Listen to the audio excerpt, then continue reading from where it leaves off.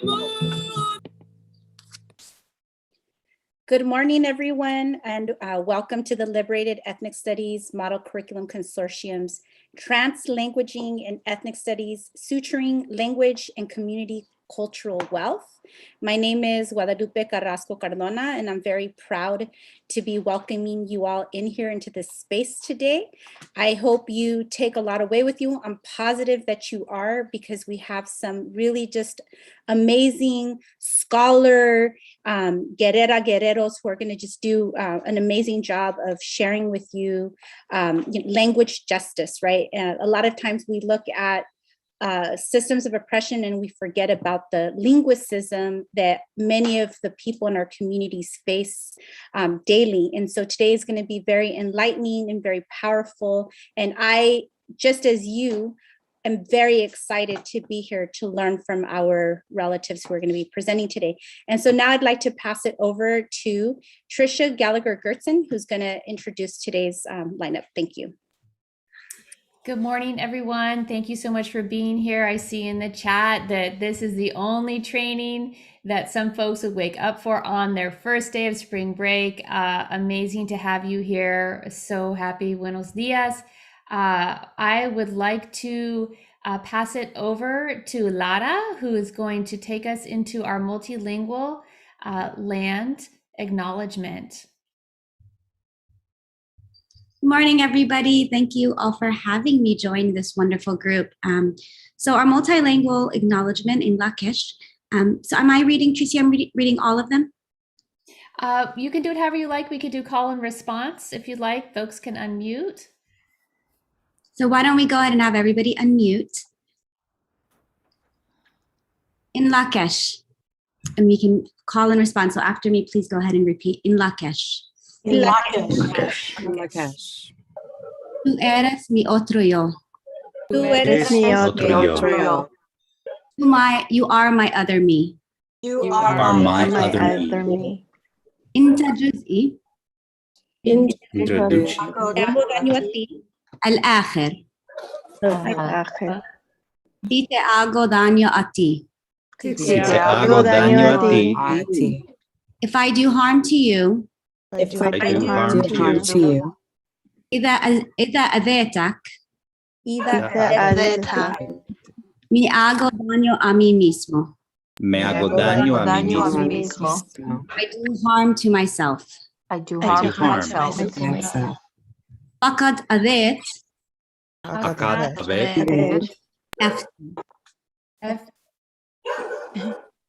أذيت نفسي. Si te amo y respeto. If I love and respect you. إذا حبيتك. واحترمتك. Mi amo y respeto yo. Me amo y respeto yo. I love and respect myself. I love and respect myself. فقد حبيت. واحترمت.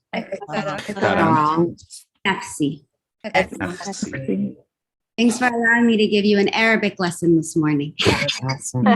Thank you, Lara. Thank you. Thank you, Lara. Thank you, Lara, so much. So we acknowledge that we are in the unceded territory of Indigenous folks, and we wanted to bring together this multilingual acknowledgement to represent all the different groups that are typically not seen, not respected. So I'd like to pass it over to Teresa, who will be doing our ancestor acknowledgement. Thank you, Trish. This morning, we want to acknowledge Bobby Sorisa Houchins, who was a classroom teacher of English language learners and an unapologetic advocate for immigrant students and for English language learners. She was a classroom teacher. She was a consultant for LA County Board of Education. She actually worked with the NEA to craft its ELL secondary education training. But most of all, she was a woman with a good soul who never forgot where she came from, or the students that she was selecting to serve.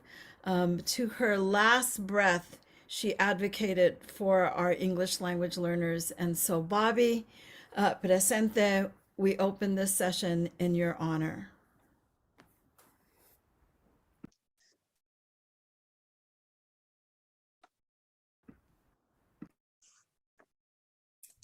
Thank you, Teresa. So just a quick overview of our agenda. We've gone through our cultural rituals. Next will be our cultural energizer. And then Rafa and I will move through some vocabulary and critical concepts related to suturing, language, and community cultural wealth in decolonizing ways. And Eunice will have a panel from Cielo. We'll take a break. And then we'll see a lesson from Teresa, another short break, and a lesson from Allison. And then finally, Rafa and Eunice will take us through a closing dialogue. So we'd like to begin with showing you a video. I'm gonna have to stop sharing and get my sound going. So one moment, please. And we'd like you to watch the video and be thinking about these questions. In what ways does the main character show who she is, even in the face of critique? And or how do you express your cultural linguistic identity, the idea of suturing both of those together?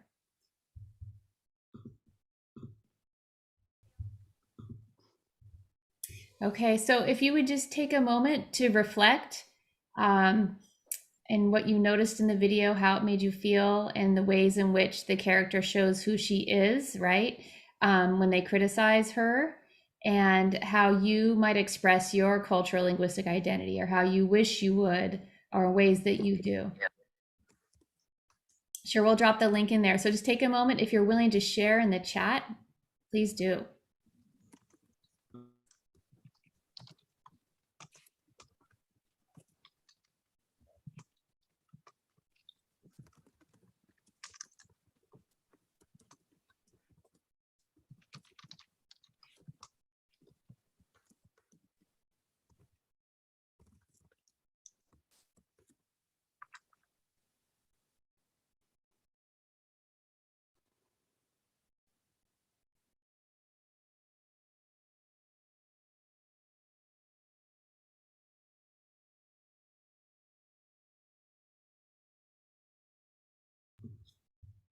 It made me feel good.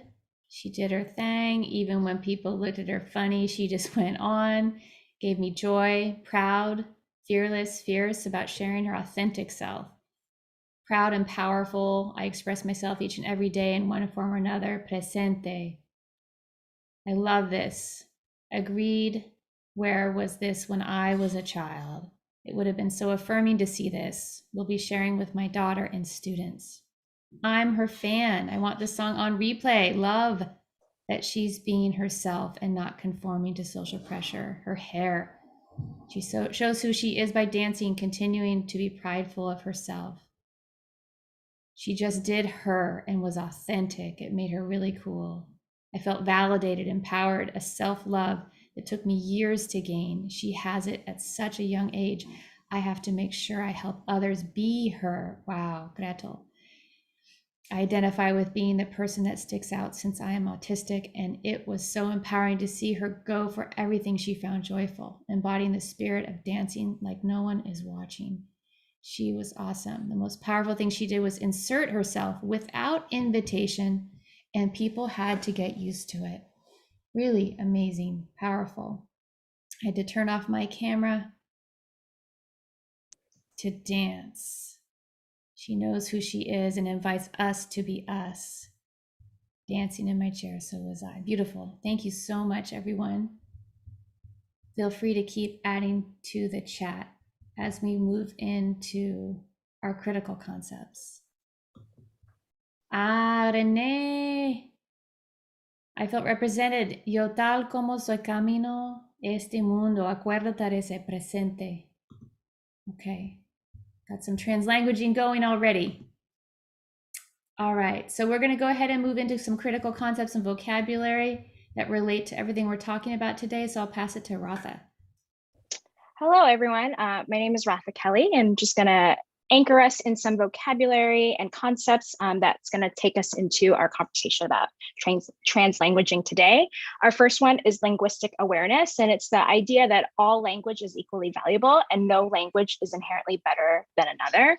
And all effective communicators, students and people use the register expected based on a given context. So students and people are constantly translanguaging between different languages and using them equally based on the situation and context. And students benefit when they're aware of the register and dialect differences and resources. So it's important to empower all of our students with the uses of all their different languages.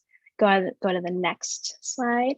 In our school system and in our society, however, we do have an English language privilege, and that is something that we are working to combat during this workshop. So we have schools, our schools have really emphasized this English language privilege through bilingual programs. A lot of bilingual programs are separate from other programs. And I was in an ESL program where I was pulled out of the class and had these lessons like, and labeling of ESL as an English as a second language, as well as now we're using the language multilingual learner, but in that context, we're still privileging the English language because we are not giving students the tools to be biliterate. We're really giving them the tools to really be literate in English.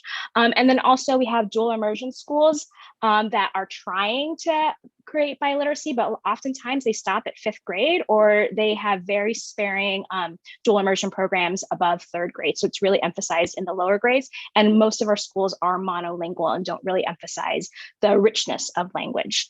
And then also our families also privilege the English language because of assimilation, wanting our students and wanting our children to learn English to quote unquote get ahead or quote unquote be immersed in the communities. And then there's also internalized oppression and white supremacy culture that really in families and in ourselves that are really privileging the English language. So this is really important to think about, as well as how we are operating in these systems, as well as how our students and families are operating in these systems.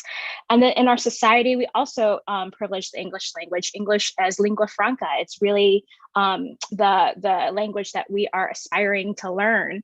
We also, bilingualism is romanticized in European languages.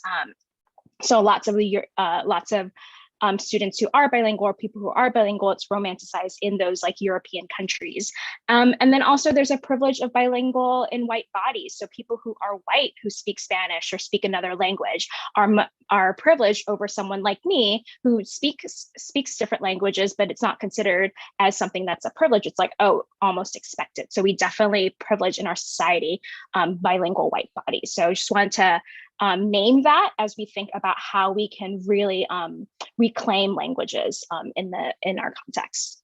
I'm gonna go ahead and pass it on to, oh, nope, the next slide. We're gonna take a moment to focus on this question or this quote from Dr. Sonia Nieto.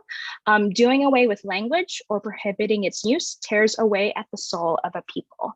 So we just want to take a couple of minutes for you to reflect on that quote, whatever it means to you. You can go ahead and either write it in the chat, your personal experience or your experience as an educator connected to this quote. Doing away with language or prohibiting its use tears away at the soul of a people.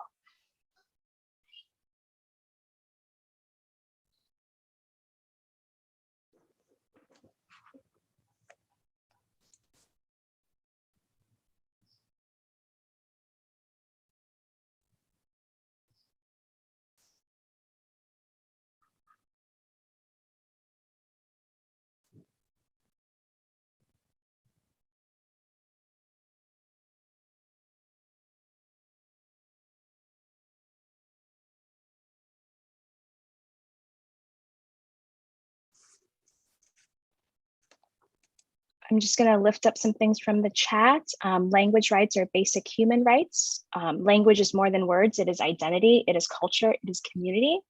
I think about how language carries culture. What happens when you erase/murder a language? Mi Spanglish es mi derecho, mi identidad. Sorry, it's scrolling up.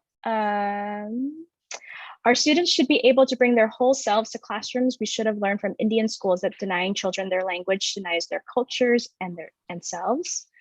First through fourth grade in sink or swim, so traumatic, I have no school memories.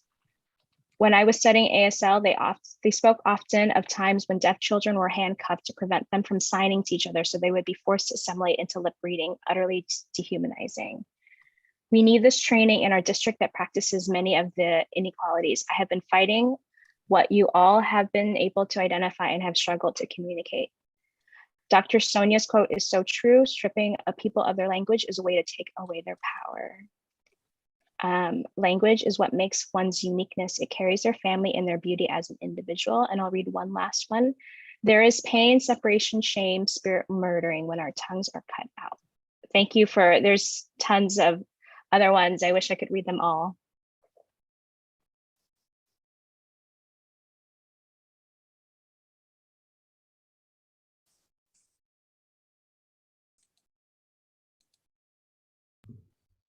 Okay. Thank you so much for sharing in the chat. So the topic for today, one of the topics for today is translanguaging.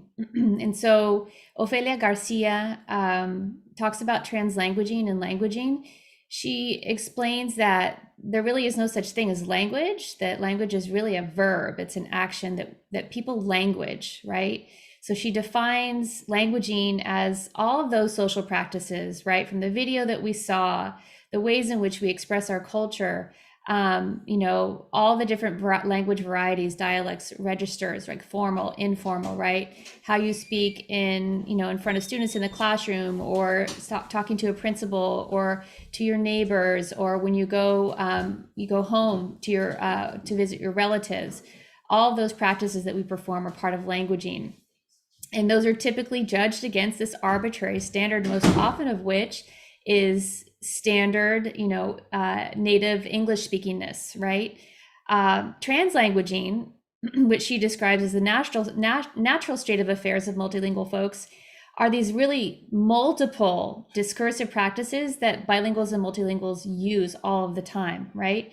And this is the norm in bilingual communities or multilingual communities.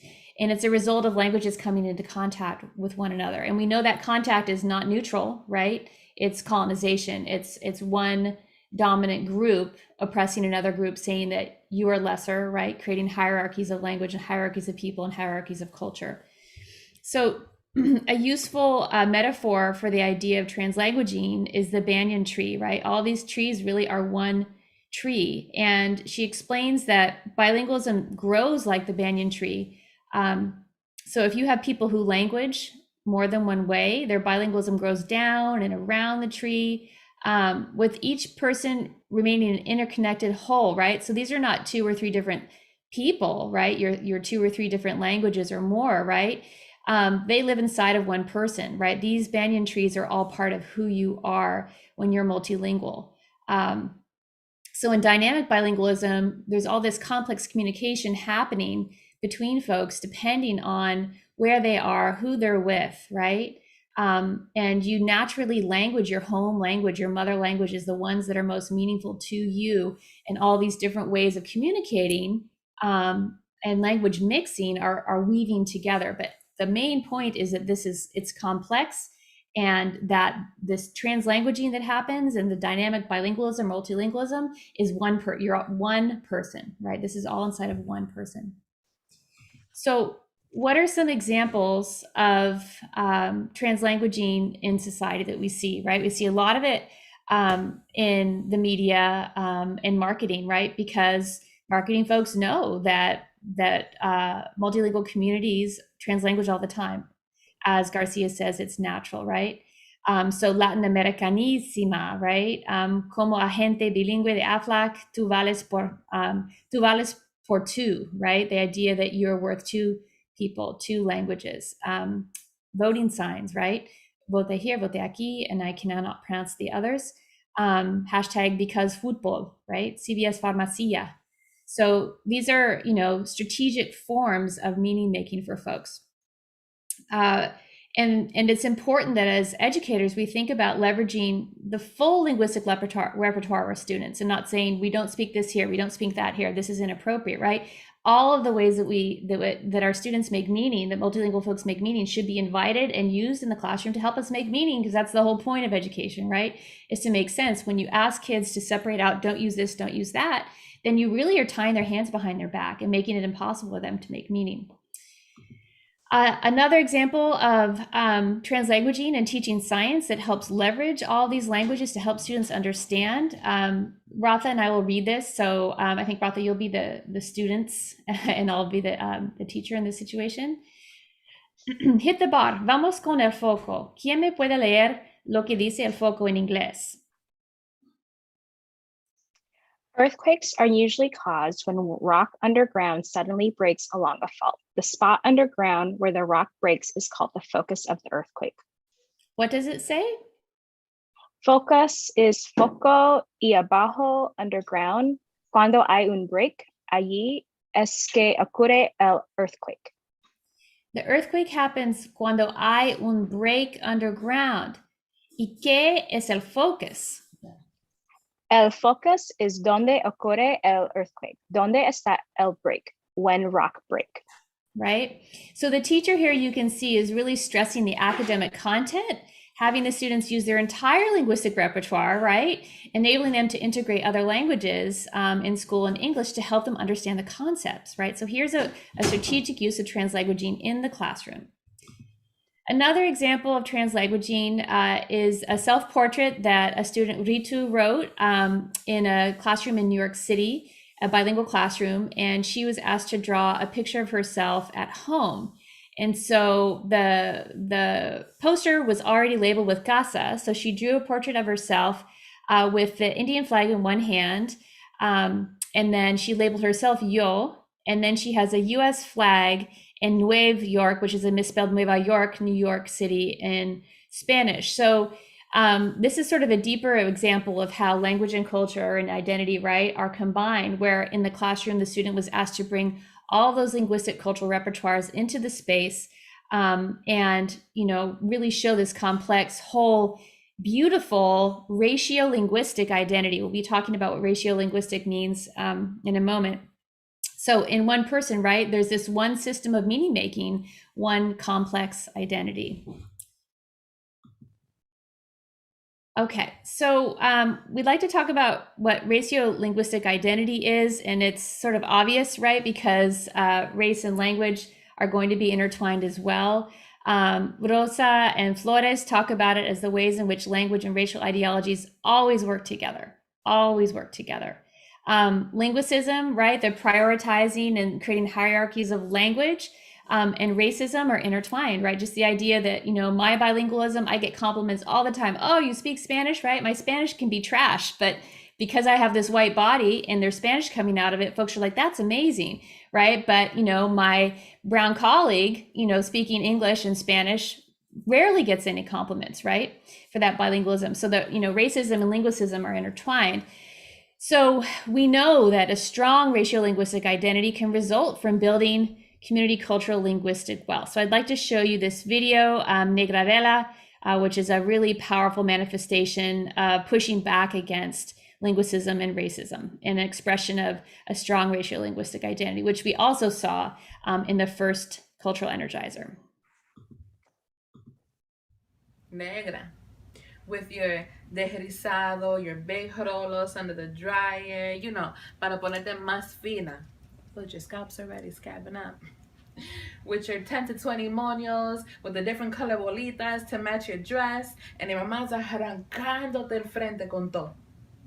But you better not complain, porque el que quiere moño bonito, aguanta jalones.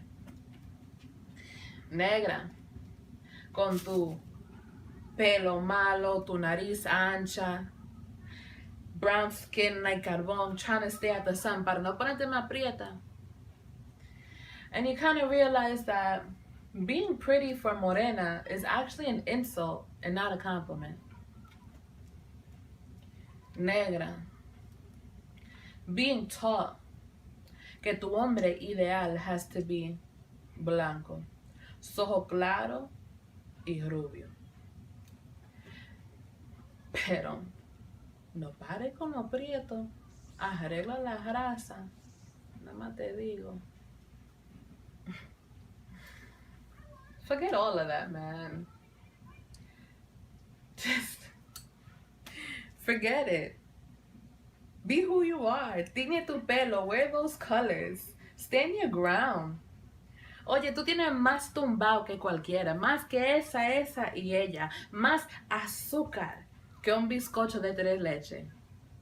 Listen, negra. Royalty flows through our blood. El sol baila los palos on our cheekbones. We glow, we're sun-kissed. Our history is embedded in every inch of our skin, in every inch of our café con leche, café negro, pero siempre con un chin de azúcar. Negra, you are who you are. You're beautiful, man. Always remember, the sun te amó tanto que te besó a ti más que los otros. The sun loved you so much that he kissed you more than the others. You're perfect just the way you are.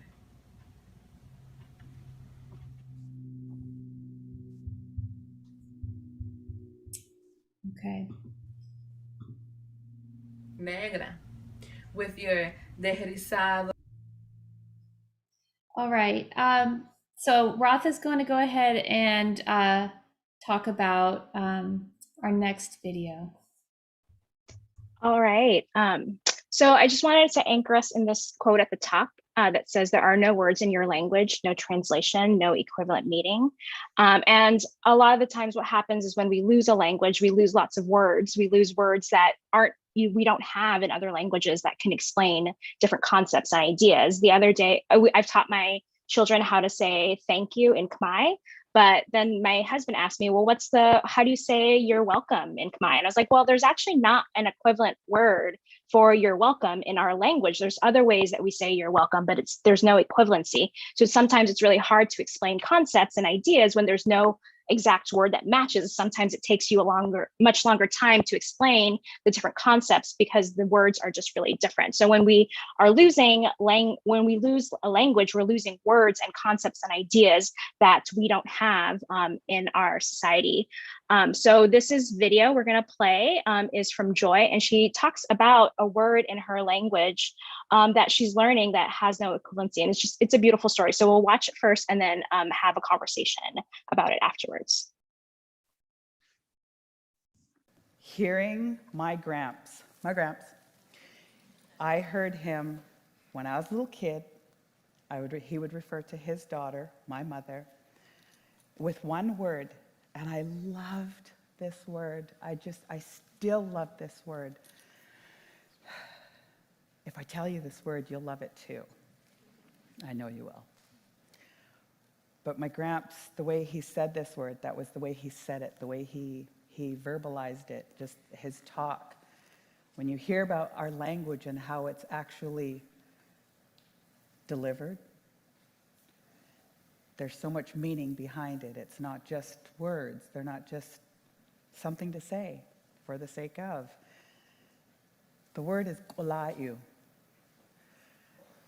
And I thought, man, I'm just curious. When I got older and started learning more about our language, what does this word mean? So I asked my mother one day, Mom, tell me what the word kolayu means. Boy, she thought about it. She thought about it for actually quite a long time. I said, she's like, I don't actually know what it means. And she's like, no, I know what it means, but I can't tell you. That's my gramps. She couldn't tell me what it means. And I thought, well, that's kind of interesting that my mom, she doesn't know what it means or she can't explain it. It was the explanation that she couldn't quite convey.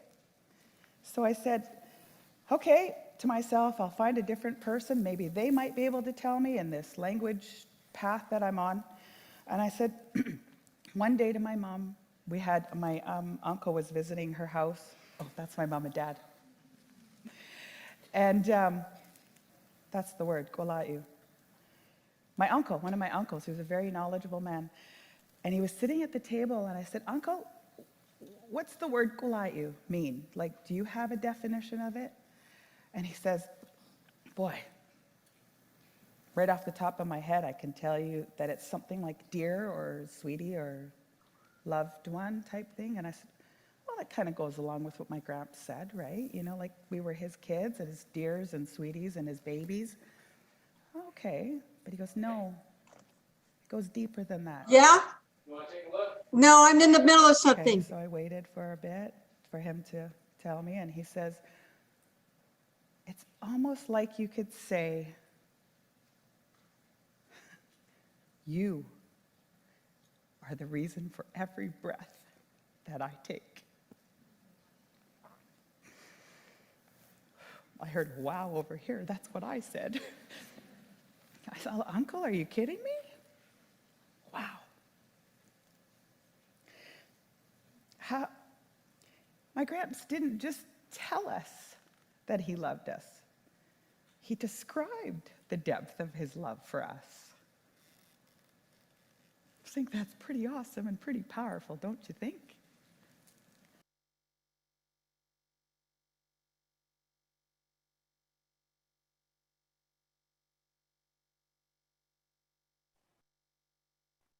All right, so that video just shows that that word kulayu, it doesn't have an equivalent word. And when we lose these languages, we lose these meanings and connections to our culture or her culture. So Joy in the TED Talk talks about how she is going through a language reclamation and really teaching her children, teaching Native children in schools, teaching it to children in schools so that they are reclaiming their native language. And a part of that reclamation is a decolonizing endeavor. So it's really decolonizing and really claiming the language and really teaching it because languages have been murdered, have been purposely murdered, especially native indigenous languages with boarding schools.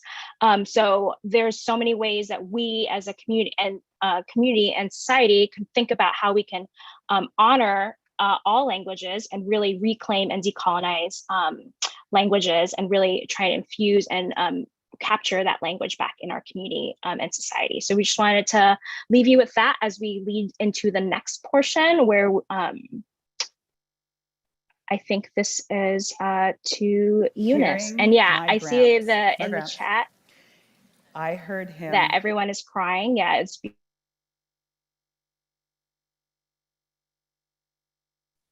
Okay, awesome. Thank you, Ratha. That also brought tears to my eyes. I'm really excited to introduce to you our panel for today. There's a couple people that are joining us. I'm just pulling up the description for myself real quick. So Cielo stands for Comunidades Indígenas en Liderazgo, and it was founded by two Zapotec women, Odelia Romero and Janet Martinez, in 2016. They are an Indigenous, women-led, intergenerational organization that is combating racism towards Indigenous people by bringing visibility and resources to the Indigenous migrant communities. So we have three folks joining us. Our first person in the next slide is Janet Martinez. She is the co-founder and vice executive director of Cielo. She is Zapotec, born in LA. She earned her bachelor's degree in gender and women's studies at Berkeley with a thesis on Indigenous migrants in the US court system, and has published articles on approaches to gendered leadership in Indigenous communities and challenges facing youth in those communities. She also collaborated with UCLA's Mapping Indigenous LA project, which you can find on their website, and organized the Indigenous Literature Conference and Weaving Words and Rhymes for the past 4 years. She's been featured in LA Times, Aussie, Vogue, and Telesord, and currently is the host of a podcast, Tu'un Dali, a podcast for and by Indigenous people. So her co-host for that podcast is our next person, Luis. On the next slide, Luis Lopez Resendiz is currently Cielo's Indigenous interpreter program director. He is mixed tech. He is committed to taking the struggle for the respect of the rights of Indigenous peoples to spaces where Indigenous people are not represented, and to make sure make visible their migration to the US. He graduated from Berkeley with a BA in the Department of Interdisciplinary Studies, and is a poet who has also presented for the Center of Race and Gender at Berkeley as well. He was featured in LA Tornada, the La Trinchera, KPFK, and the LA Times, New York Times, and Excelsior. Currently, he, like I mentioned, is the co-host of the podcast with Janet. And our last person joining us is Alba Gonzalez. She's currently doing COVID-related advocacy and outreach in Guatemalan Mayan communities in LA with Cielo. She is Quiche Winak from Totonicapán, Guatemala, and she studied at the National School of the West, located in Quetzaltenango. She arrived in the US in 2013, and her lived experience as a migrant has led her to pursue language justice by training to become an interpreter for Cielo, and her work has also been featured in LA Times and Univision. So I'm really excited to turn the space over to them, and I hope you'll join me in welcoming them. Luis, can you hear me? Yeah, yes, I can hear you. Hi, Luis. Good to see you again. See you. Thank you for the invite. I wanted to make a quick clarification. Sorry, I didn't want to interrupt you. Sorry, go ahead. The other person who is joining us, there's two Janets in Cielo. So the other person will be Janet Reyes. I'm sorry. No worries. We'll be introducing Janet in a bit. But thank you for inviting us. It is so good to be here. It's so good to spend a lovely Saturday morning with y'all. Greetings from Cielo. My name is Luis Lopez Resendiz. As Eunice already introduced myself, I am a Mixtec or New Savvy, which is an indigenous community in the northern regions in the state of Oaxaca. So in the northern regions, meaning, going towards north, because there's two northern regions in Oaxaca, Mexico. We are located here in Los Angeles. We are an indigenous women-led organization. Cielo, it's relatively new. We are a new organization, a nonprofit organization in LA County, but we have been working with indigenous people's rights over 20 years under the leadership of Odilia Romero. So we're just going to be talking a little bit about what we do here at Cielo, why is this work important, and who we are. What are some of the things that we do? I do have to mention, just to give a little bit of context, when we talk about indigenous peoples, or us working with indigenous peoples, it is important to acknowledge that all of us are different.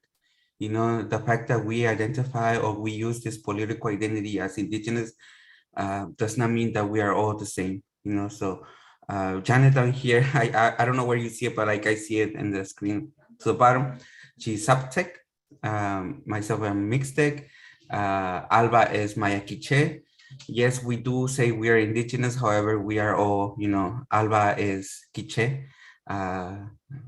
Janet is Zapotec, I am Mixtec. So there's always going to be that difference, So we have to think, when we think of indigenous peoples, we think of diverse communities, not just one people, right? Because it gets complicated, and we are trying to, avoid the misinformation that sometimes goes when it comes to working with indigenous communities.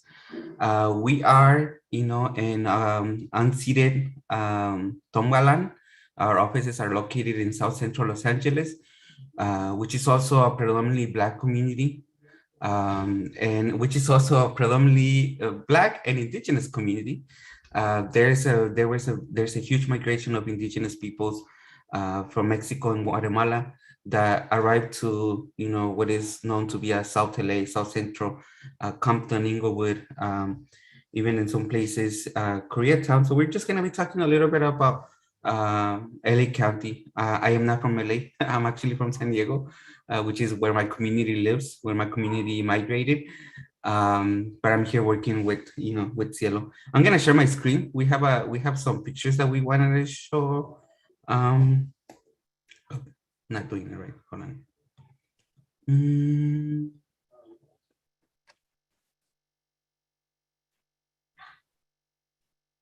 Oh, not this one.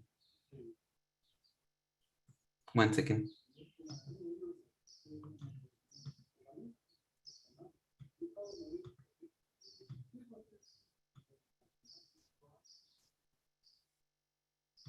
Okay. All right. So I think you're able to see my screen, which is going to be, talking a little bit. So Comunidades Indígenas en Liderazgo was founded by two Zapotec women, Odilia Romero and Janet Martinez. I think this was in 2015, if I'm not mistaken. And what do we do? So Cielo, it's an Indigenous women-led organization. We work, we live here in Los Angeles and we work in Los Angeles. And our main purpose is to, fight for social justice. That means, ending gender-based violence, providing language access, language rights, cultural preservation, so at Cielo, I'm not wearing a traditional regalia, but you can see Alba and Janet, who are wearing, their traditional regalia, their huipiles, their cortes. So we do a lot of work with the indigenous communities. Lately, with the pandemic, we have been doing the mobile clinics to vaccinate indigenous peoples, which Janet is going to tell you a little bit about in a bit. But the important thing here is that everything we do it in different languages, from English to Spanish to Quiche, Chinanteco, Mixtec. In Mexico, I'm gonna do a quick test for everyone. If you teach here in LA County, you might probably encounter or see students in your classrooms that are either from Mexico and Guatemala. Yes, there's more countries, but we work with mainly countries from Mexico and Guatemala.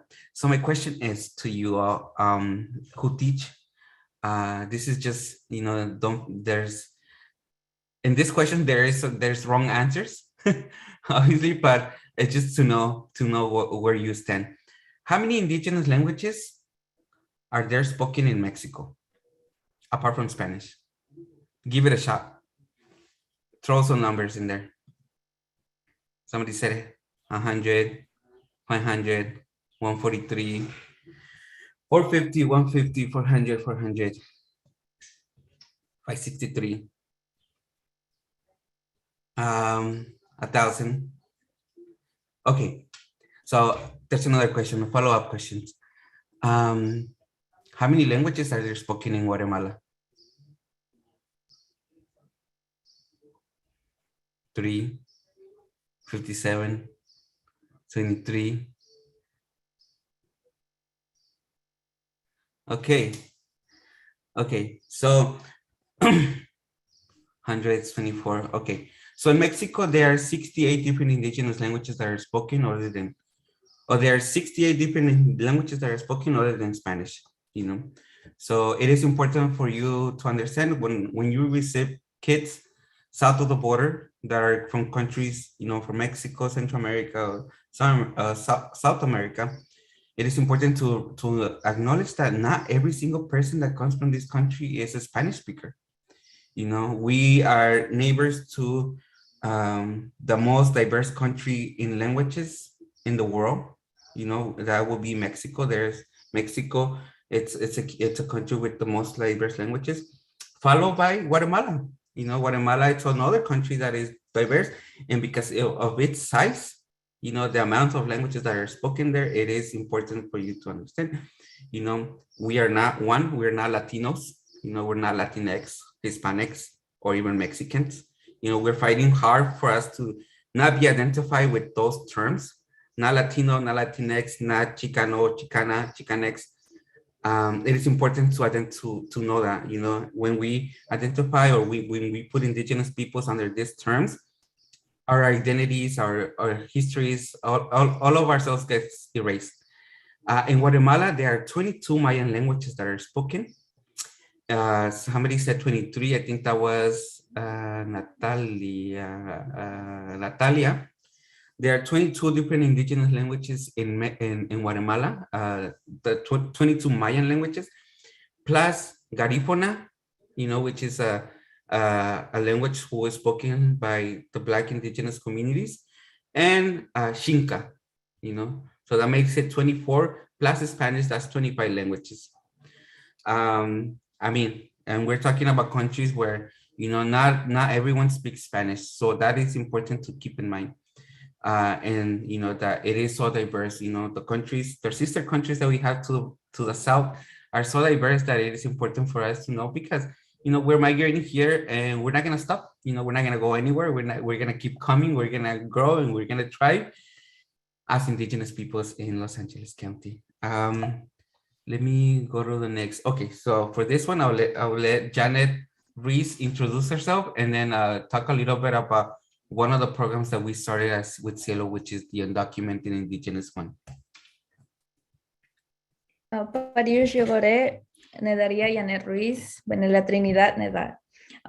everyone. My name is Janet Reyes. I am from Oaxaca, Zapotec, like Luis mentioned. I'm from the Sierra Norte de Oaxaca, so that's like the northern region of Oaxaca, one of like the 8 regions that exist right now. So the Undocumented Indigenous Fund. So Cielo, like from the beginning of the pandemic, knew that indigenous communities needed just resources in general, because they were pretty much not receiving any funds from the government or any like relief that they needed. So they worked together. It was, I think, back then a team of 4 who organized this Undocumented Indigenous Fund, and to date have been able to give $2.2 million in COVID relief fund to indigenous communities here in Los Angeles. So it's one of our like the biggest like funds that was distributed, and I think we finished that fund. And then we have a video here to show you. I don't know if it's gonna, there we go. And I will just give you a little bit of more insight of what this fund is about. Let me know if you're able to hear this. Soy una inmigrante indocumentada, pero a pesar de...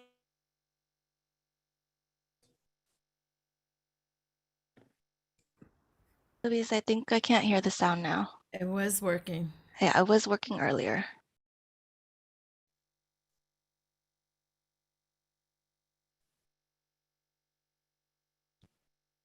Luis, can you hear me? I think the sound is not working for us right now. I think whoever's playing it needs to turn their sound on. Yeah. What was that? The sound is not working right now. Teresa, what was your solution? Well, if it's playing on your computer, you need to have your sound on so that we could hear it. It played initially. We could hear it initially, and then it turned off. You either have to unmute, or when you share your screen, share the sound. Click on the buttons on the bottom, because as soon as you muted, it turned off. Okay. Yeah, okay. Got it. Let me do it again.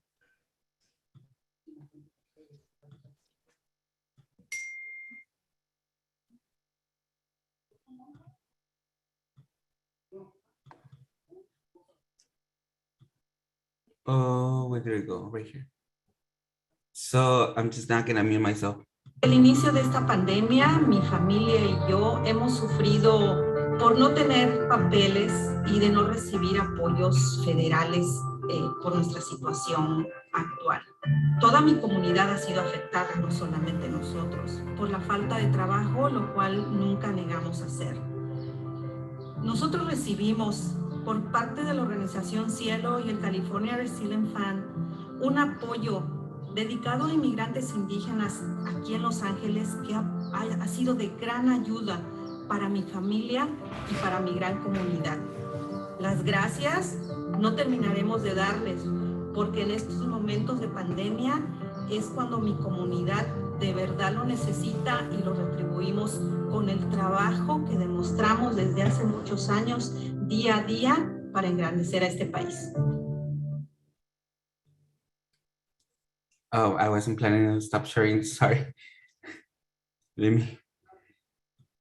me share the slides. All right. Yeah. And through this Undocumented Indigenous Fund as well, Cielo was able to create a map. I don't think we have a link to it right now, but I'll be inserting the link below. And so we were able to see like where Indigenous communities reside here in LA. And it's a pretty cool map. It's interactive. So I'll be leaving the link in the comments or in the chat. And then our next, like, one of our things that we do almost every weekend, we currently are holding a COVID vaccination site right now. So right now we know that the pandemic has affected a lot of like families and communities. So we really wanted to contribute to the safety of everyone. So vaccination clinics have been one of the things we've been doing pretty much since the beginning of the pandemic. Up to date, we I think have vaccinated more than 65,000 community members in Los Angeles, because of course, like we know that things are changing, and we definitely want to emphasize that safety for everyone. So that's one of our also like continuing projects right now, or not projects, but events that we host. Awesome. And just to mention a little bit on the Undocumented Indigenous Fund, if you live here in Los Angeles, if you go dine in at any of the restaurants in downtown LA or the surrounding areas, we would like to recommend you to pay attention on who's cooking, who's making your food, who is in the kitchen. I used to work in an Italian restaurant in downtown LA. And in that kitchen, there was Spanish, there was some English, there was Cachiquel, there was Quiche, Mam, Canjobal, and 2 variants of Zapotec that were spoken just in one kitchen with staff of it was like 15 men that used to work there. All of them were indigenous, all of them, spoke their language, all of them communicated and expressed themselves in their language amongst each other. Everyone knew each other. However, like the restaurant staff didn't know they were indigenous, nor did the clients. Nobody pays attention to those to the people that are cooking for us in LA County. Yes, we have this idea that most indigenous people work in agricultural fields. If we look at the history of California agricultural fields, you will understand that there is like 20% of the labor in the whole state is indigenous. A lot of indigenous migrants. My community, the Mixtecs, do migrate to work in agricultural fields. However, we pay little attention to the urban indigenous migrants that are here, in LA County, who are in big metropolitans. And in this beautiful and diverse metropolitan that is Los Angeles, we have a huge diverse population of indigenous migrants that, we have been able to support with the Undocumented Indigenous Fund and the COVID vaccination clinics. Okay. So let's talk a little bit about language in Cielo's language department. At Cielo, we have the Center for the Indigenous Languages and Power, which is where Alba and Janet work. I work too there. I am the director. This is the department that is, at the forefront of, bridging the language gap between indigenous worldviews and Western worldviews. So during the pandemic, we were busy. Obviously, if you follow the news, during last presidency, when Donald Trump was the president, he implemented what is known to be Title 42, or the MPP, Remain in Mexico program, which just meant family separation, at its finest. So then that administration and this administration have focused a lot on separating families and increasing the amount of unaccompanied minors that are coming to the United States. Those minors then end up in LA, in California, and across the nation.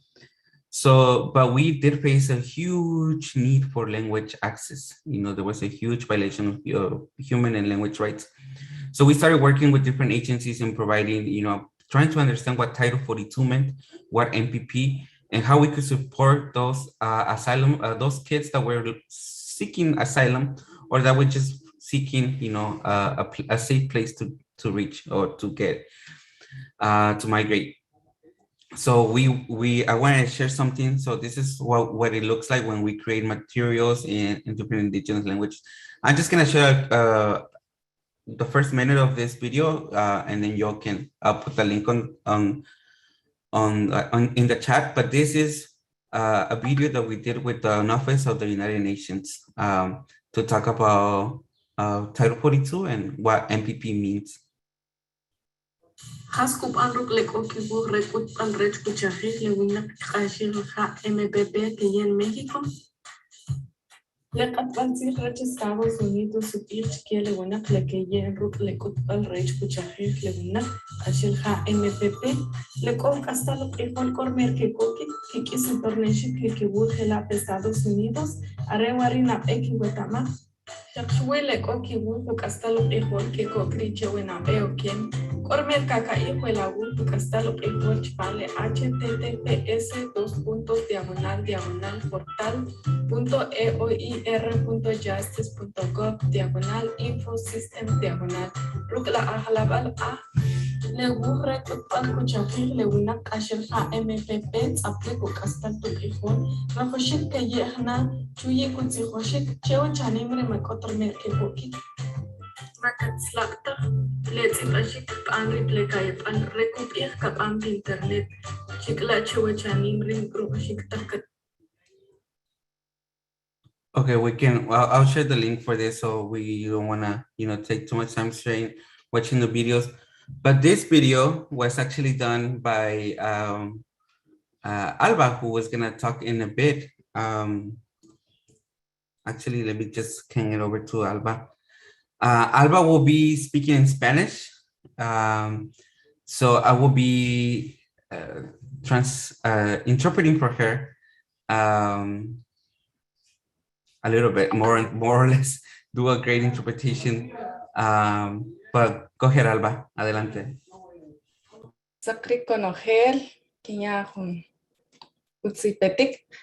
Buenos días a todos. Soy Alba González, maya quiché de San Francisco del Alto, Totonicapán. Llevo 8 años acá y empecé la interpretación con Cielo. Escuché de ellos por la ayuda que estaban dando en la pandemia y fue así donde fui conociéndolos, y cuando empezaron con el programa de vacunas, empecé mi interpretación con mi comunidad quiché aquí en Los Ángeles. De las algunas razones de que me animé a hacerlo es por mis paisanos de diferentes edades en general, los que les costaba acceder a llenar la forma de las vacunas, no sabían leer o escribir. Eso me dio más ánimo en hacerlo y así he crecido durante el tiempo. Ahora interpreto en la corte también y he crecido en poco tiempo.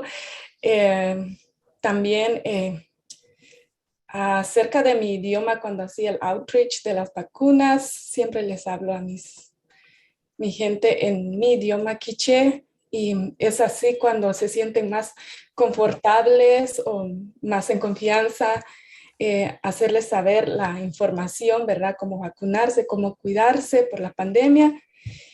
Y es una satisfacción muy grande se siente al hacerles saber y no dejar morir mi idioma, seguir creciendo. Tengo una niña de 3 años. Le enseño quiché todos los días y es así en donde no dejo morir mi idioma.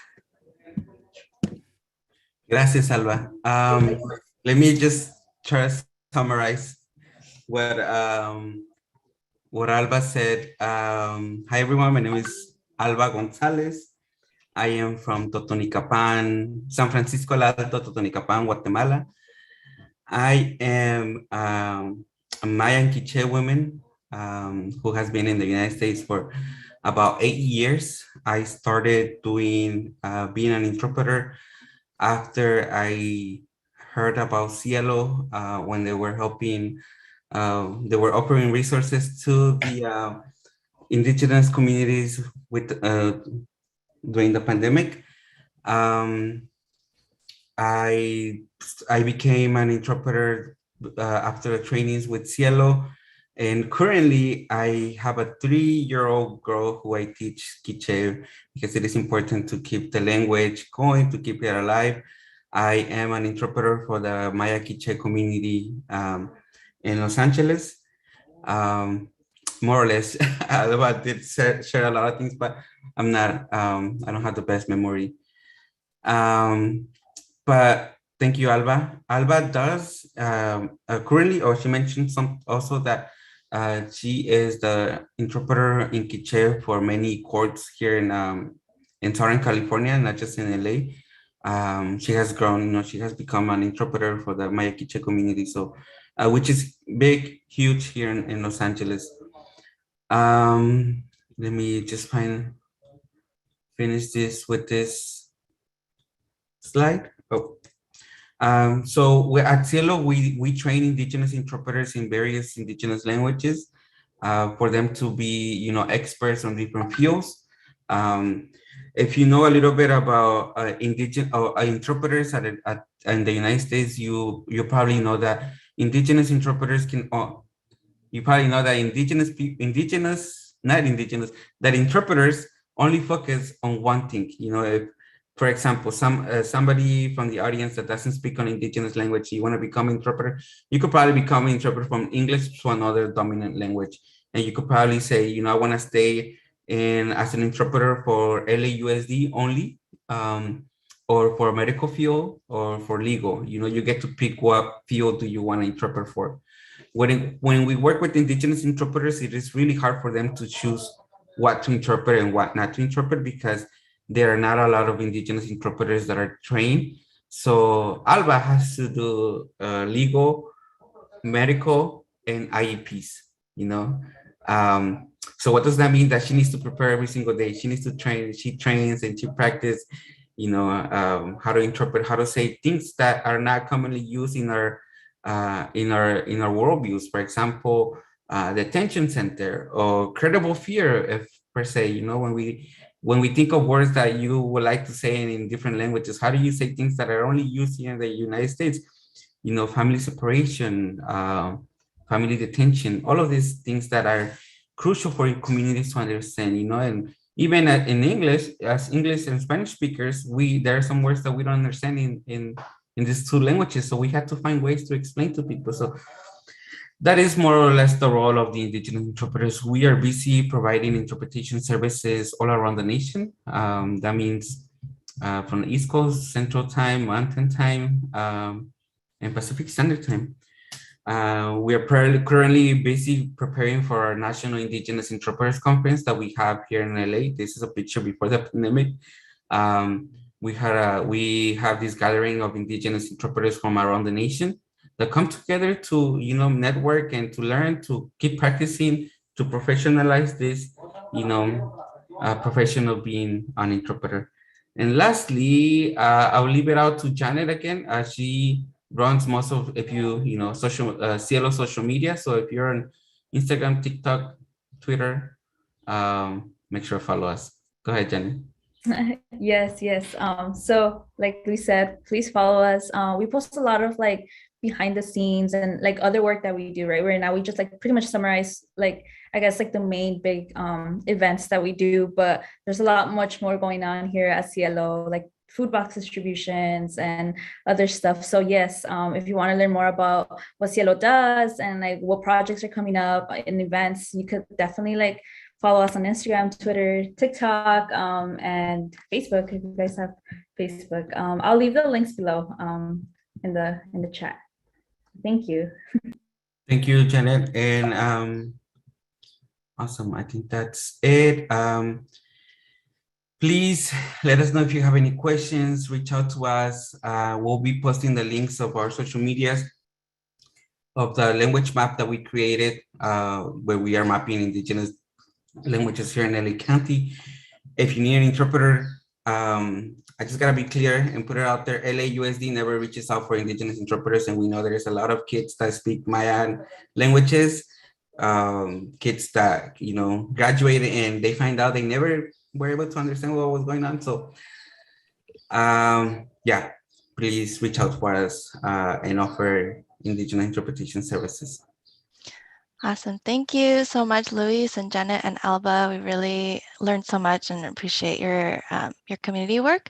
I actually put the link for the story map in the chat. So if anyone wants to scroll up to see it, you can see it. And I think we are on time. We're going to take a 15-minute break in a couple minutes, but we do have 2 questions in the chat box. I don't know if you've seen. So the first question is from Elsa, and then the next question is from Natalia. Lupe, do we have time really quickly? Okay, cool. The first question is from Elsa. It says, I'm wondering about literacy and access. It seems like there's some reliance on reading for the resources. How does CIELO deal with this issue for those without much schooling or traditional literacy background? Sorry, can you repeat that? Yeah. So the question is about literacy and access. So some of the resources you shared seem to rely on being able to read. And so this Elsa's wondering how CIELO deals with that issue. Yes. So in regards to that, every time we work with an agency, with a corporation or some organization that wants us to do translation and reader material, the reason we did the transcribing in Spanish or English, it was for people that don't speak indigenous languages. We often don't do that in indigenous languages because indigenous languages like Quiche, Zapotec, Mixtec are languages that are not written. They are written in our own ways of writing. And if you look at Mixtec codexes, for example, 8,000 years ago, they were creating images that, if we were to write that for you, it might be really hard for you to describe and understand. Indigenous languages there's a few minor elite of indigenous speakers that have adopted the Western reading system and applied into indigenous languages.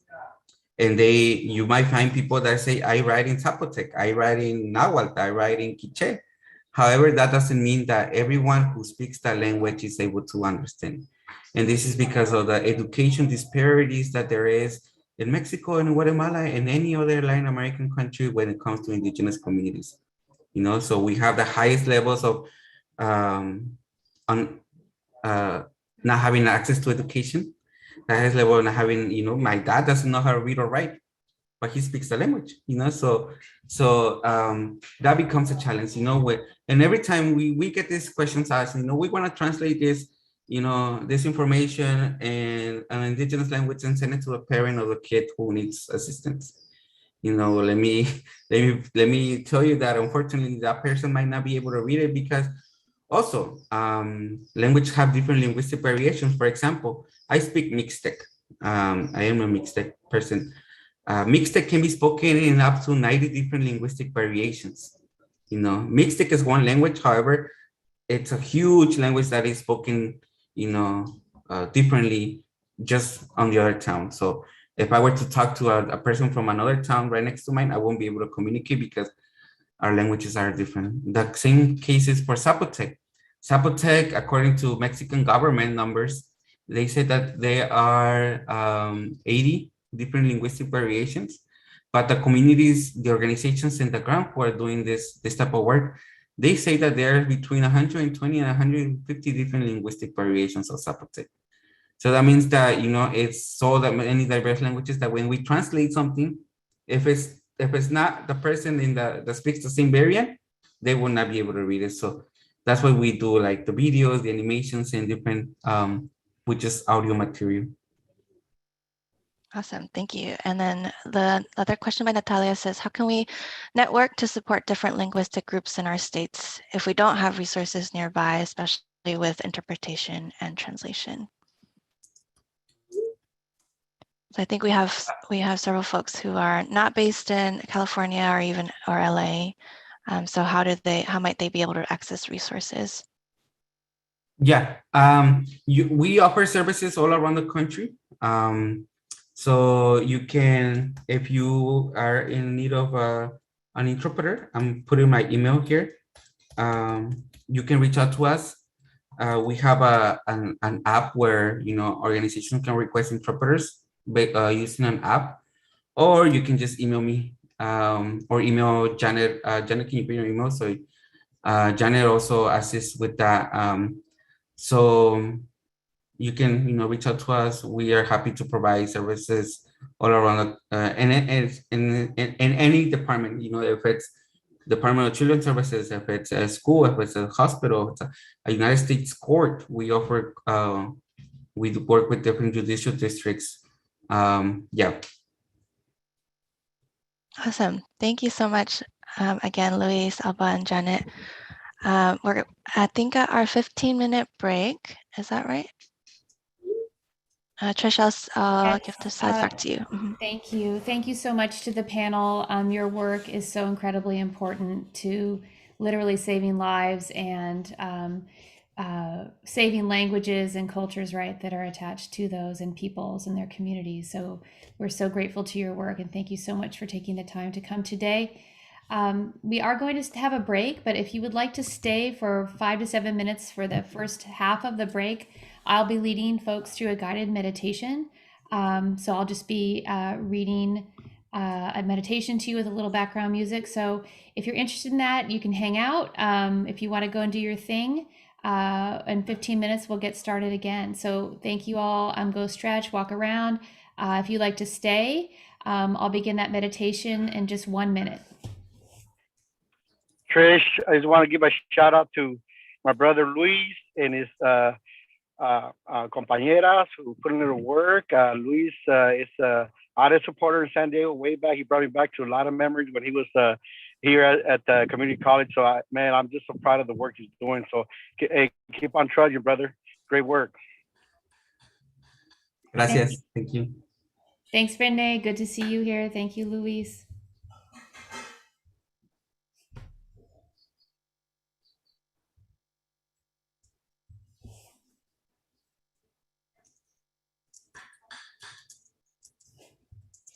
All right, I'll go ahead and start the meditation so you can take care of other things you need to do on the break. I'm gonna do a little sound check, play some music in the background, make sure you can hear my voice over that music.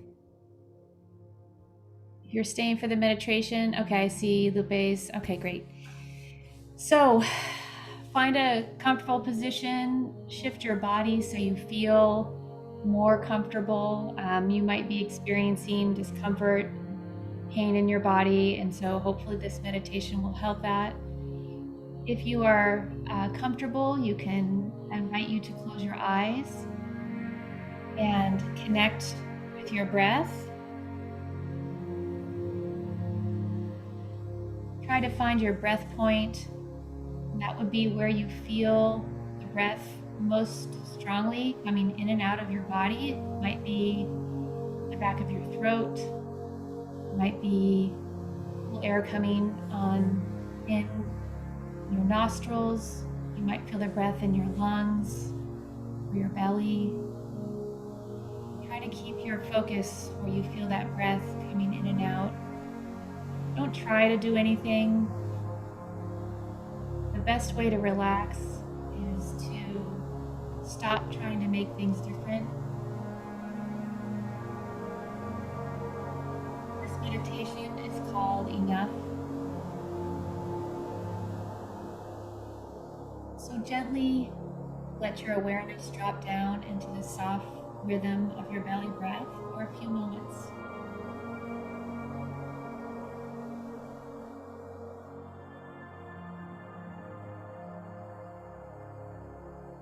Rest the weary mind in the soothing, tide-like wave of the breath, rising falling,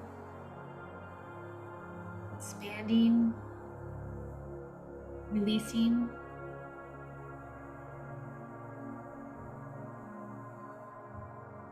As you feel ready, begin to repeat the word enough with each exhalation.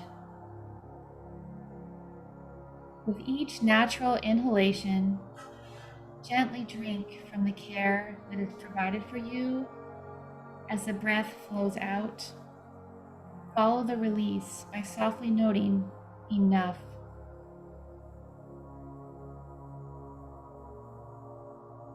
Gently reminding yourself that whatever is undone or done, whatever is incomplete or complete, whatever is unexpressed or expressed, at least for this breath, let it be enough.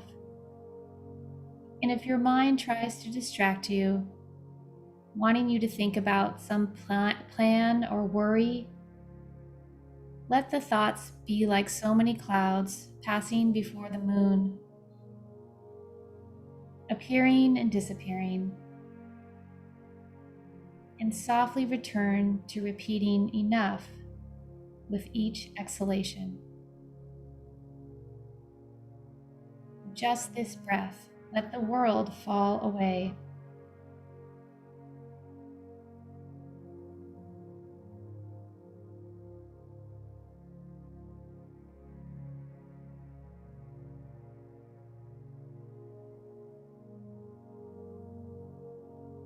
As you enjoy the nourishment of each breath, open to the possibility that in this moment, in this breath, there is enough for you. That all you need is here for you in this moment. Allowing the fullness of enough to bathe your heart and mind. Notice where your breath is. Find that inhale and that exhale again and feel it at your breath point in your body. Notice what the sensations of enough feels like in your body.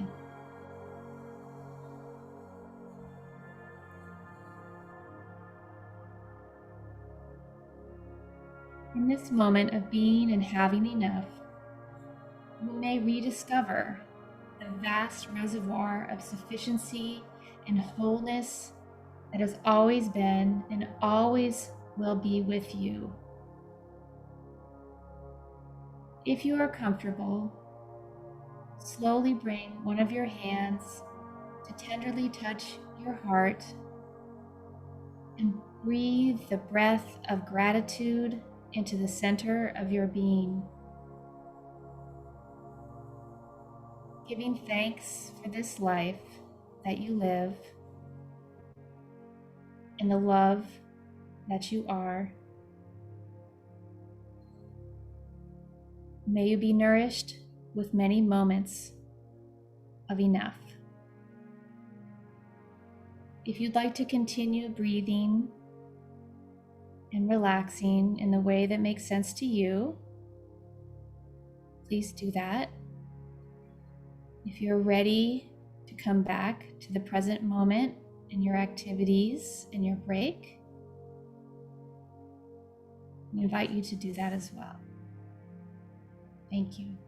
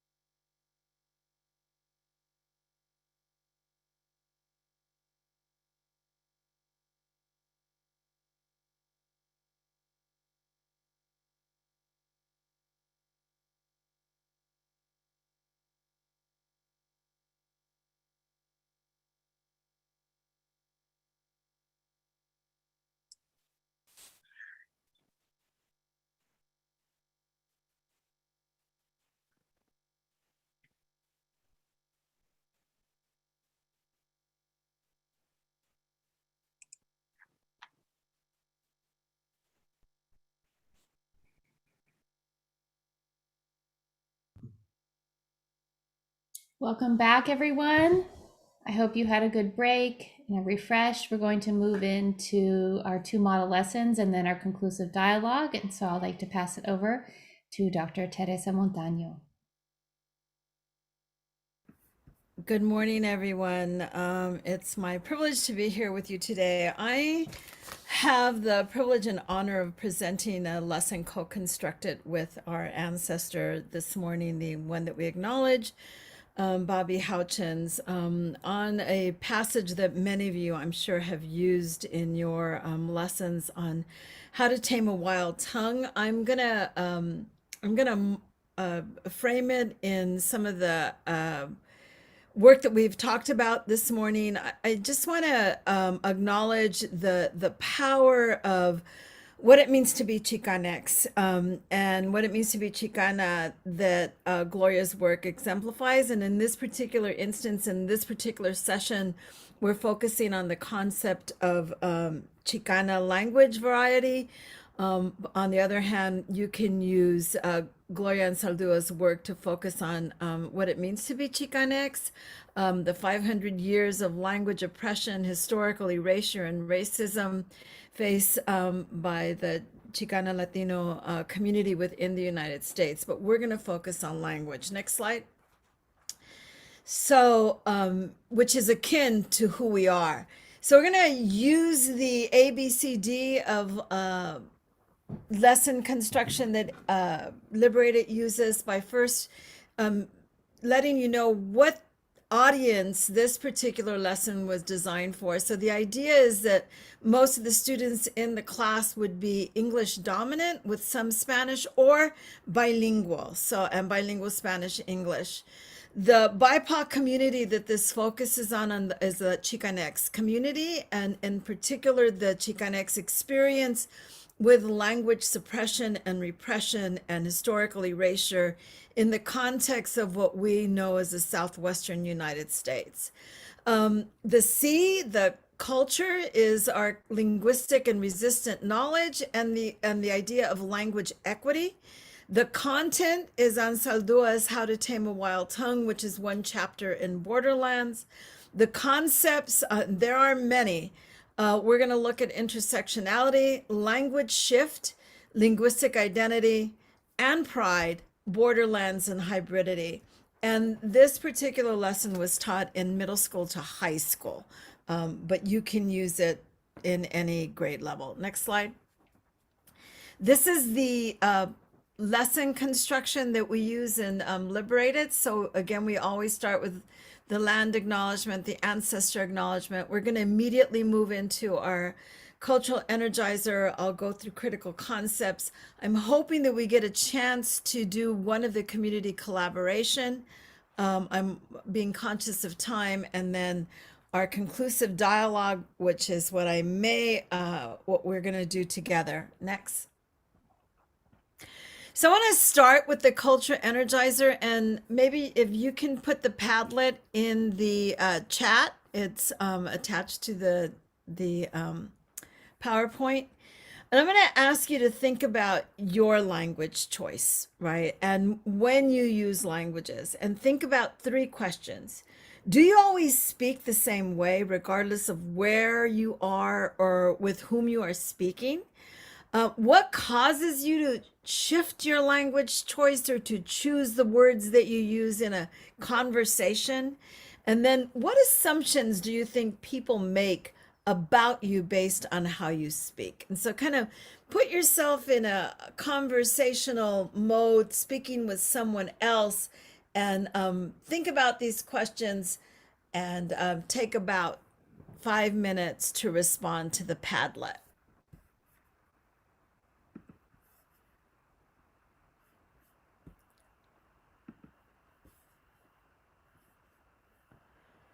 And you simply do that by pushing the little plus sign and answering all of those.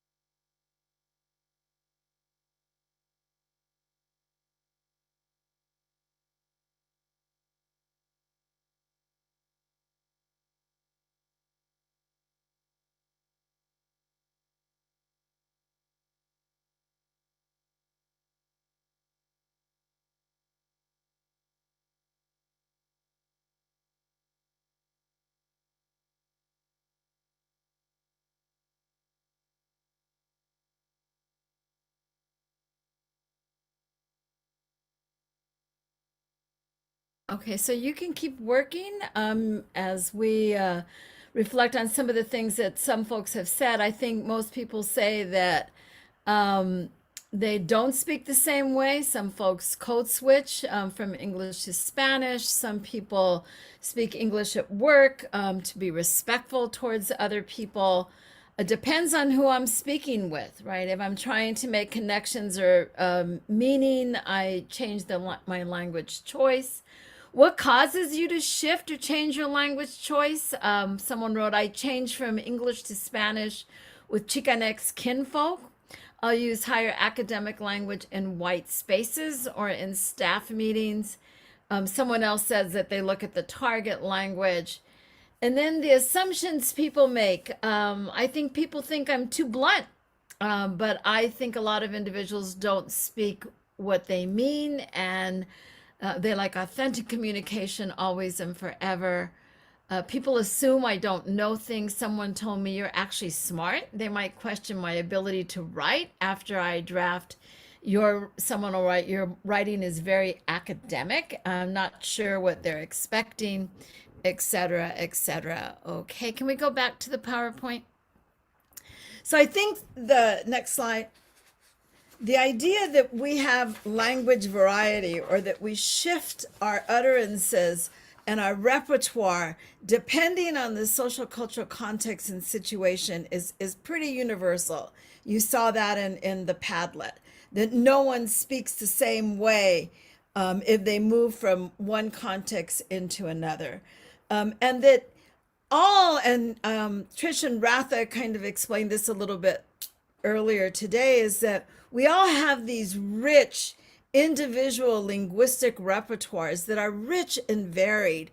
You know, some of us are not just bilingual Spanish English, but we have certain sociolinguistic discourses that have been created because of the context that we negotiate. And so for Gloria and Saldua, and for many of us who are Chicanx, that linguistic repertoire, because of language erasure and oppression and forced assimilation, has included language shifts that even the idea of how we speak Spanish or Spanglish or Chicano English has been varied, and is now a part of this rich linguistic repertoire that sometimes we speak to one another, and that interaction with various communities influence our linguistic repertoire. And in listening to the presentation earlier, I recall my grandparents using what I thought was Spanish,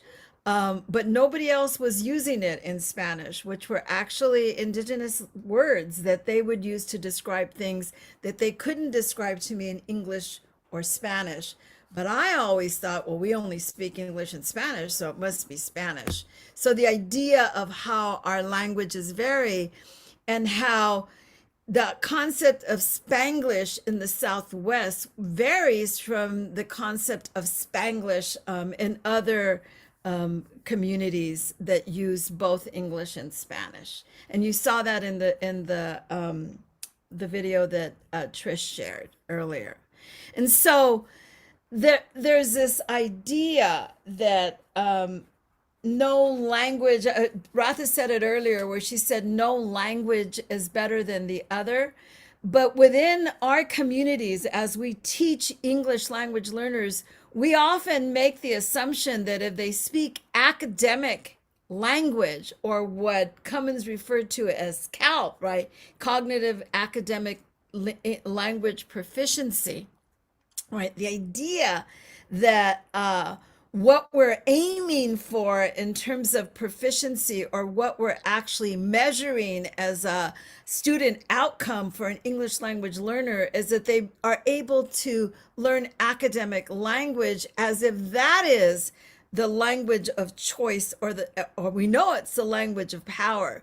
But it is a language that is going to help these students negotiate their cultural spaces, right?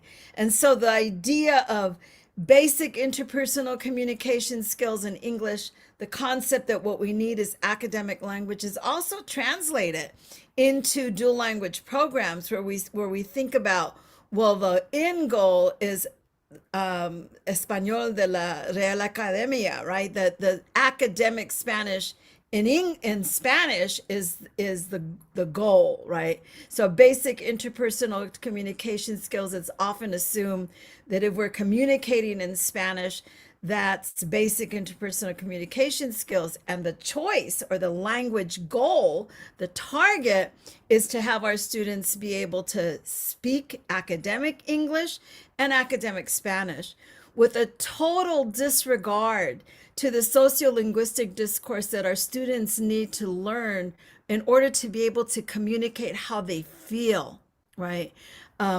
What the cultural context of hybridity that they're negotiating on a daily basis, the social linguistic discourse of the community as being something that is not academic or is not something that is brought into the classroom. Next slide. What Gloria and Saldua did in this particular piece, and I'll ask you to jot down your responses to this, is she basically said, right? I could use other choice languages from my linguistic repertoire, but she basically said, no, we're not, I am going to define and defy linguistic hegemony in writing this particular piece. I am going to find my serpent tongue, right? I will have my voice, Indian, Spanish, white. I will have my serpent's tongue, my women's voice, my sexual voice, my poet's voice. I will overcome the traditions of silence. So I want you to think about, what does it mean to have a serpent tongue? And why did she use that metaphor of a serpent tongue, right? And how does this quote support the concept of borderlands that she talks about, that we will work with in a few minutes? And what part of her intersectionality is reflected in this small, like, one sentence quote from this powerful piece? If you'll just write your responses in the chat. Oh my God, I'm looking at time. I'm just going to rush through this. So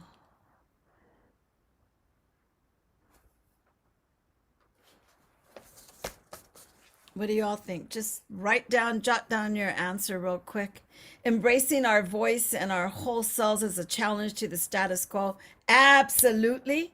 All our languages. Serpent tongue is the fork so that she can speak and have both languages. Resisting colonialism. And often what we're doing that is a constant conflict for many Chicanos, right, is the idea that what we're protecting in our protection of our bilingualism is actually the common languages are both colonial languages, right? Spanish and English, the language of both conquerors, right? Serpent tongue reminds me of Quetzalcoatl, the Aztec god, because Coatl is a snake or serpent. Great. All right, so next slide. I'm going to move this really quickly. Okay, so for language variation in terms of being Chicanx in this society, right? It's Chicano English, right? Which is the speakers of Chicano English are not necessarily bilingual Spanish English. You can be speaking Chicano English and not know a word of Spanish, right? The idea of well, I barely made it, right? Or I can think of others, but those are two that come to mind right now. The Spanish, the colonial language, right? The Spanglish, which in a sense, even the term Spanglish is representative of colonialism, right? Spanglish, English put together for Spanglish, and then American English. The idea of code switching, and not just code switching from Spanish into English, but from Chicano English into Spanish, and the idea of code switching from Spanglish into English, right? Language variety is used in terms of Chicano linguistic discourse, is used exclusively with members of like racialized communities, right? Because we're trying to communicate a particular point with emphasis, with culture, con ganas, right? affirmation. And often, if you're not familiar with the fact that you're speaking Chicano, right, language variation is considered by folks outside of the community to be sometimes interlanguage errors, right? So teachers will think you're making a mistake as you use a particular form or discourse. Next, I'm doing this really quick. So translanguaging and how to tame a wild tongue is a number of things. It's multilingual, it's not bilingual. The text shifts from language to language. It's representative of the 500 plus year of language suppression and historical erasure of Chicanos in the Southwest. It's intersectional. It's resistance. It's basically an in-your-face discourse about language suppression and oppression and hierarchy in both Spanish and English, and it's representative of language variety. All right, next. So I'm gonna, I want us to do something interactive, but I'm gonna show you how we actually use this within the classroom. This is a 9th grade class where the students took How to Tame a Wild Tongue and they jigsawed it into 4 different sections, stopping at the bottom of page 42. And they selected a quote that represented what was most meaningful. Sorry, not what was most meaning, but what was most meaningful to them in that section. And they drew a graphic representation of the quote without sharing what quote it was. So they simply drew the graphic representation of the section they were reading. And then we asked them to prepare each section, to share each section in their small group. And then they posted it on a wall for a gallery walk. So this is what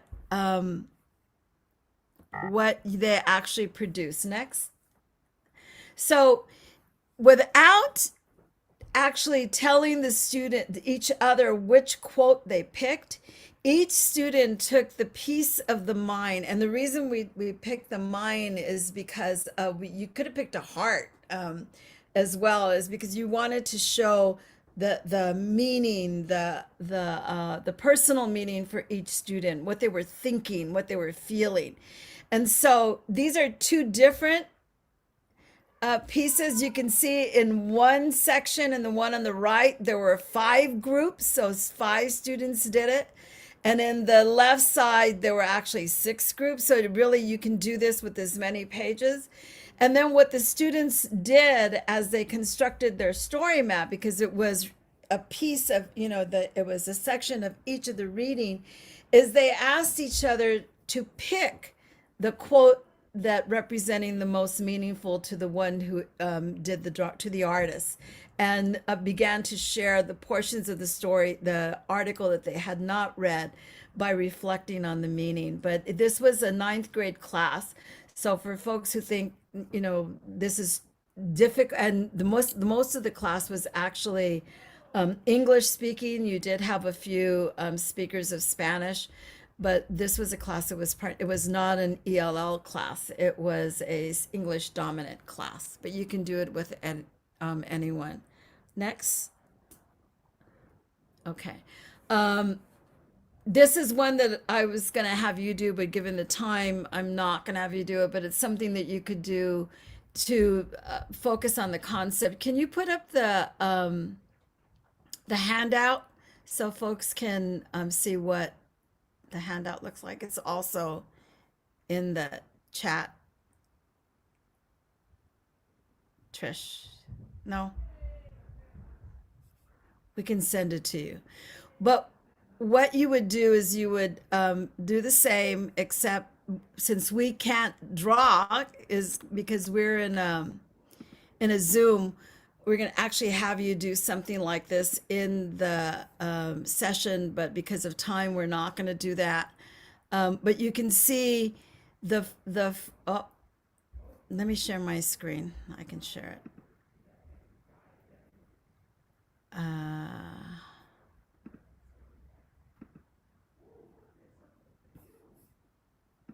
Well, it says we need permission. So Yeah, Teresa, whoever owns the file is going to need to give access to the file for everybody.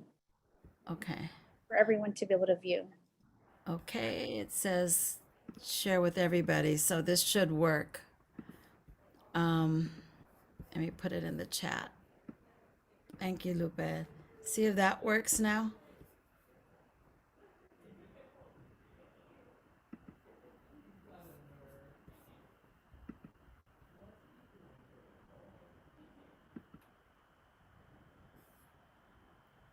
Is it working? Nope, not yet. No. Okay, well, we'll send it to you all. It was working this morning when I tried it, but what you ask folks to do is to take one of the quotes, and I selected the quote, "El ango con cara de inocente nos arrancó la lengua. Wild tongues can't be tamed; they can only be cut out." And then the idea is to align it to the slide on page 34, which is the translanguaging. And so in the middle, it substantiates that it's multilingual, that it's resistance capital, that it's language variation. And then the idea is, what does it mean? What does it look like, right? And in this particular quote, it was white supremacy acting like it has my best interests at heart. Stripping me of my language, trying to tame me by replacing my language with others, and I won't let them do that. They can't strip me of my tongue without destroying my spirit. So that's what we were actually going to do. Next slide. Another way of doing community collaboration, another way to do this activity is to assign a translanguaging quote to teams and ask students to translate it to academic English, recognizing how you strip the culture and the essence and the linguistic beauty of the piece when you translate it into academic English. So they translate it, they read it aloud, they talk about what the author's trying to say and how did the message, tone, or emphasis change in the translation. And then the idea, is there a place for language variety in school? And you can do this with other pieces. I've done it with Ebonic pieces. I've done it with others, but this is an idea. Next. Okay, and this one we're going to actually do. We have a few minutes to do it. So can you put the reading into the chat?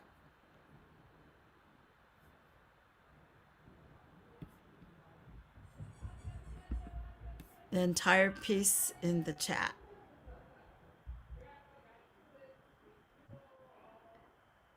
Lupe, I think it's back a few slides in the notes.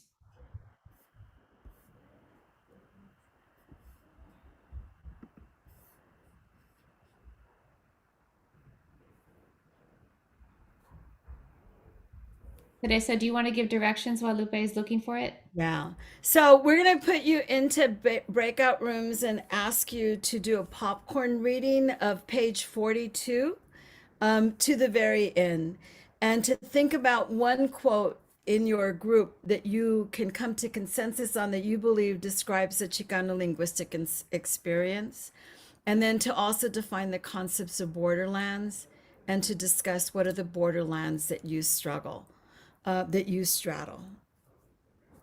Can you do that, Lupe, or no?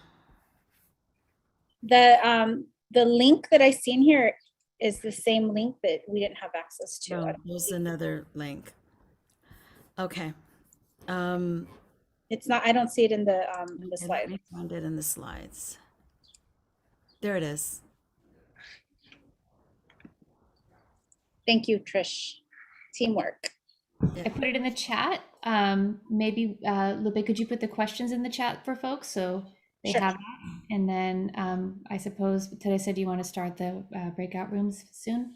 I'll start the breakout room right now. Let me put the questions in the chat and then we'll go ahead and start. How much time will they have, Teresa? 5? Well, we're so low on time. I would say at least 5 minutes. Okay, thank you. Okay, I'm going to go ahead and open the rooms. The questions are in the chat and the link is there and ready for you to open, and it's just page 42 into the end. See you in 5 minutes.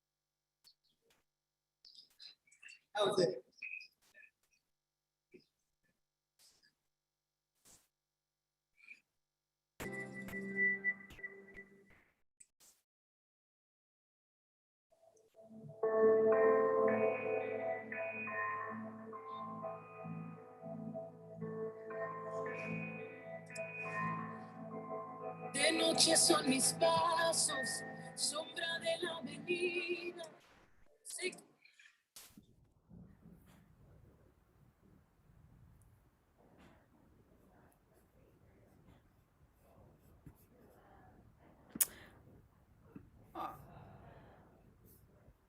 Let me know when they're back, Lupe, because I can't see them. Most folks are back. Okay, great. So we don't have 30 minutes. Boy, that flies by really fast. So if we could just ask folks to share the one quote that they felt described the Chicano linguistic experience. And then, oh, there you go. That's my timer.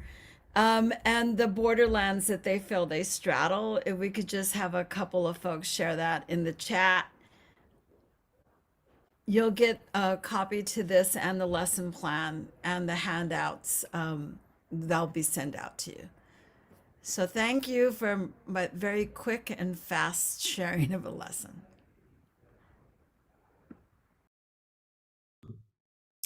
All right, we have a very short 5-minute break, so set your timers and we'll see you in 5 minutes at 12:17.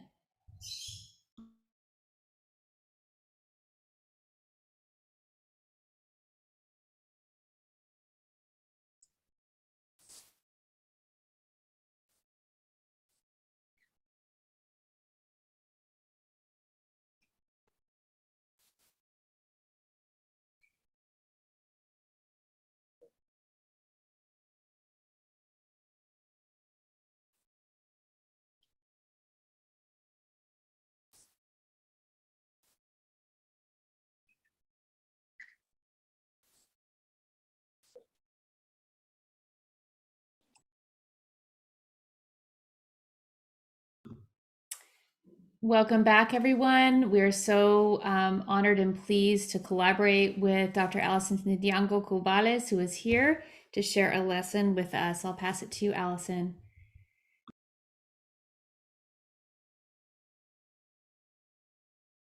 Hey everybody, what's up? I think I'm the last leg on this presentation. Is it okay if I scroll, if I use my slides?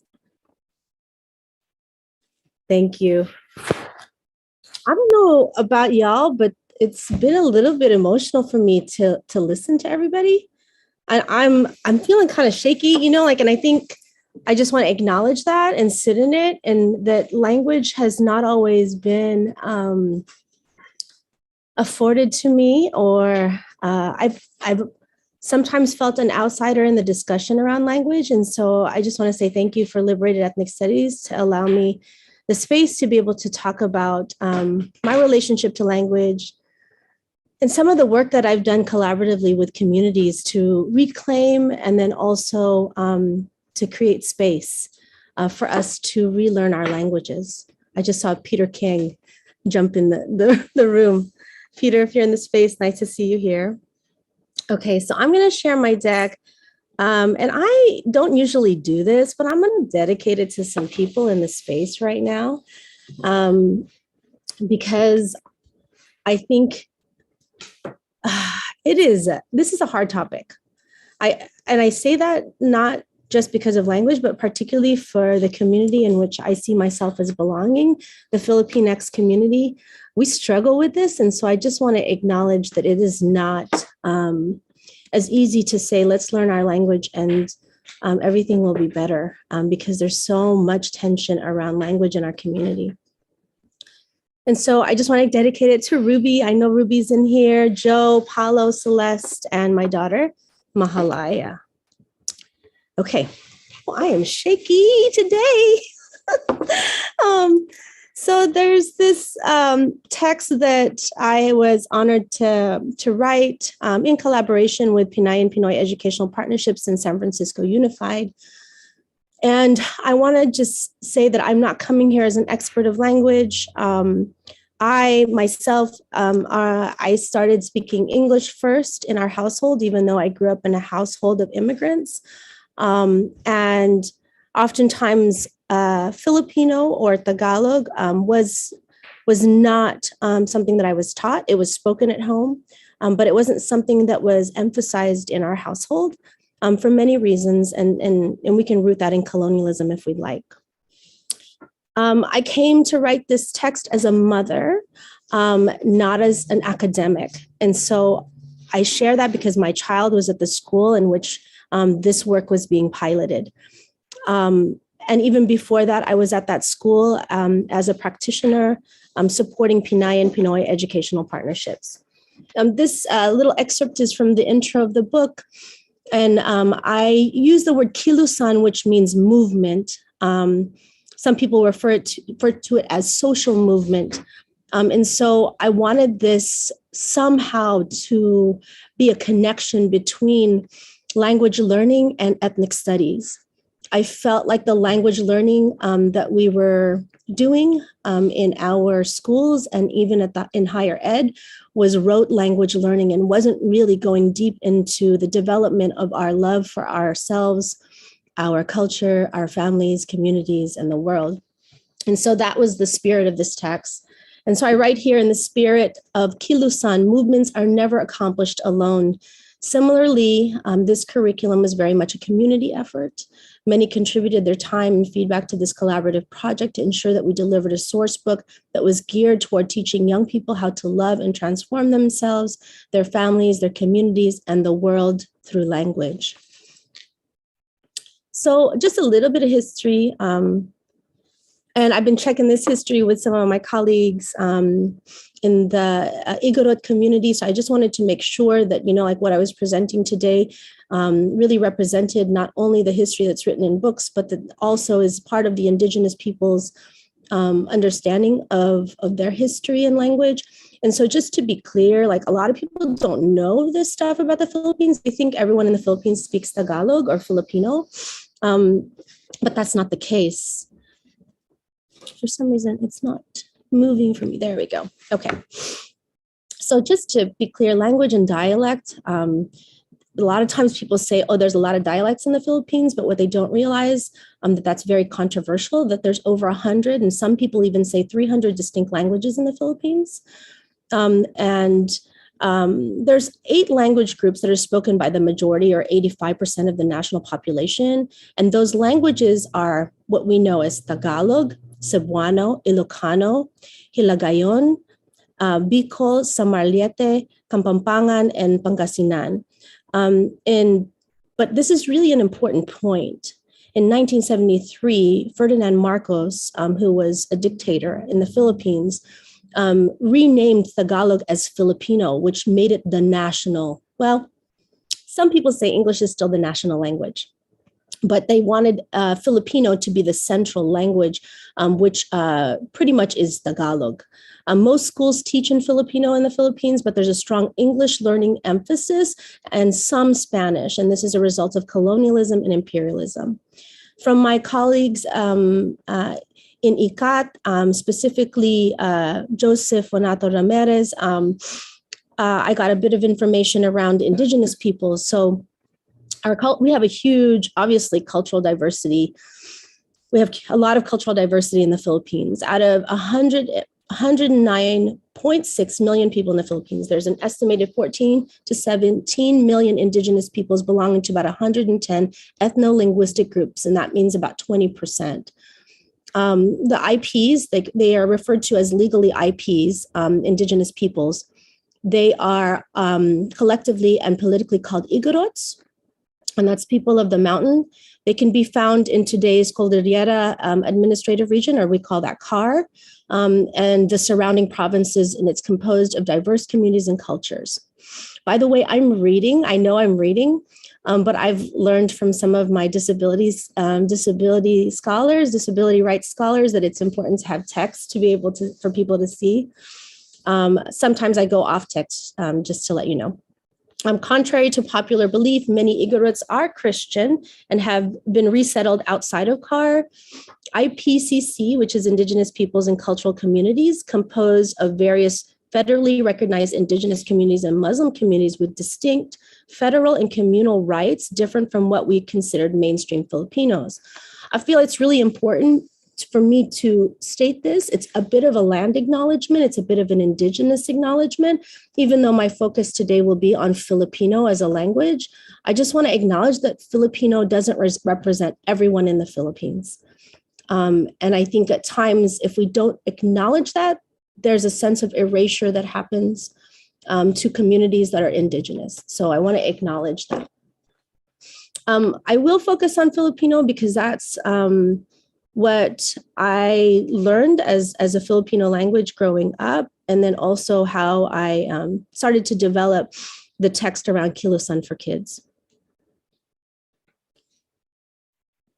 Okay. So Kilusan for Kids has its own history. This is compiled by Longfellow Elementary School teachers. So my focus today will be elementary school. Although some of you who I've worked with before know most of my work is secondary and post-secondary. The work that I'm going to describe today is early elementary school. It's going a little slow for me today.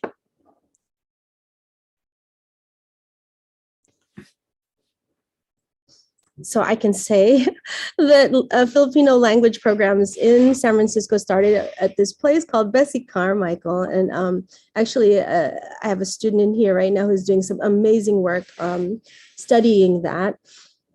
I wish my slide would work. Let me go back. Let me reshare, okay? Allison, the animations are formatted to be a little slow, so I'm just changing them to be quicker real quick. Okay, thank you. That'll be amazing because I want to be able to show that slide.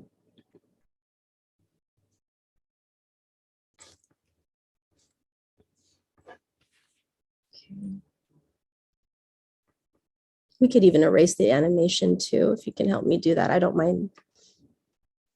Okay. So let me. They should be okay now. Thank you. Or better, hopefully. Thank you so much. Okay, there we go. So Filipino language program in San Francisco originally was offered at Bessie Carmichael, the Filipino Education Center, and that was fought for by the community. Later on, it did start to be offered at this place called Longfellow Elementary School, which will probably be my focus. Pinay and Pinoy Educational Partnerships. I'm one of the founders, provides an after-school enrichment program at Longfellow Elementary that focuses on Filipina XO, American history. So it was a fight. Parents and families expressed a desire, including me, because I was a parent at the time, expressed a desire for language to be a component at Longfellow Elementary. We wanted our young people to learn language, right? And that was not happening at the time. So as a community, PEP responds by partnering with San Unified, Bessie Carmichael, and Longfellow educators to begin work on creating a curriculum. So although the parents pushed for it, it actually was San Francisco Unified that put the resources to be able to develop the work. The process of the language reclamation was challenging and painful at times, but it resulted in a curriculum and a community of teachers and students who are very much committed to ensuring Filipino language is not erased. So one big shift is that it started off as being classified as foreign language for elementary school. But as we began to realize, or, like the changes in terms of understanding what FLES really was, it valued it and centered English as English speakers. And it also was not really getting at the core values of understanding world language, which now it's being called world language for elementary school. So at the beginning of the text and doing all of this, I needed to interrogate myself. And I think oftentimes we do that when we are trying to understand anything that we're engaging in, especially ethnic studies. I saw my experience as a Pinay in the United States as a series of what ifs. I'll read some of these what ifs. What if I was born in the Philippines? What if my family never left? What if I was fluent in Tagalog and Filipino? What if I knew how to speak Ilocano, which was my father's language? What if we only spoke English at home? What if the characters in books and movies and TV looked like me? What if the leaders in the United States looked like me? What if teachers looked like me? What if teachers had faith in me? What if they taught me how to read better? What if they taught me how to read the world better? What if they taught me how to fix problems in my world? What if school taught me how to be proud of who I am? What if school taught me how to love myself, my family, and my community? And what if school taught me how to love? And so this is where I started with this text. Instead of consenting to the unanswerable rhetoric of embedded in each what if, and allowing each question to incapacitate my agency, I have consciously and purposely committed to becoming an educator, a community member, and a mother that never lives in the what ifs, but rather in the what is the problem and how do we fix it. And so that's how I approached this work and this text and trying to understand learning language. You might be familiar with a scholar in the Philippines. His name is Renato Constantino. In his book, Miseducation of the Filipino, he points to a very direct problem, and this is his quote. The most effective means of subjugating the people is to capture their minds. Education, therefore, serves as a weapon in wars of colonial conquest. So in that problem statement, he actually has a proposal to address it. He describes education as a means to subjugate, yes, yet it also has the possibility to liberate. And I personally have been blessed with critical educators who don't ask the what ifs, but they're moving toward liberation. Rather, they shape and create education with the purpose to move toward liberation. So language curriculum has the potential to not only be a weapon, but armor.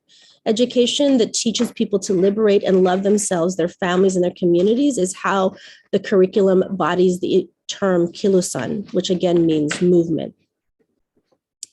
So just you're going to get the slides, I think, at some point, but this is the contents of the actual curriculum.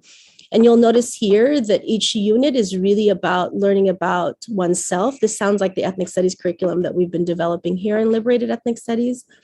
But so unit 1 is learning about oneself, learning about our family is unit 2, unit 3 is learning about our community, and unit 4 is learning about our world. And so it's a pretty robust daily text that you can use, and actually it does not have to be just used with Filipino or Tagalog as the main language. So I borrowed from Teresa this idea of the ABCD of Liberated Ethnic Studies. The audience is really, it is about students who come from speaking English as their dominant language, with some having Filipino at home, but you do not have to have any Filipino at home to be part of the program. The communities I'm focusing on are Filipino XO in the United States. Culture, we are talking about linguistic and resistant knowledge. The content is Kilusan for kids. It's not going to just be one lesson today. I'm going to try to do 2 in our short amount of time. And then concepts are really about identity, community, and self-love. And the focus, which I think we need to focus on more, is elementary. So the 2 lessons that I'm going to share with you, and you'll have all the resources. One is the introduction to Kilusan for the kids, which is really introducing ating barangay. And the second one is about katawan, or body.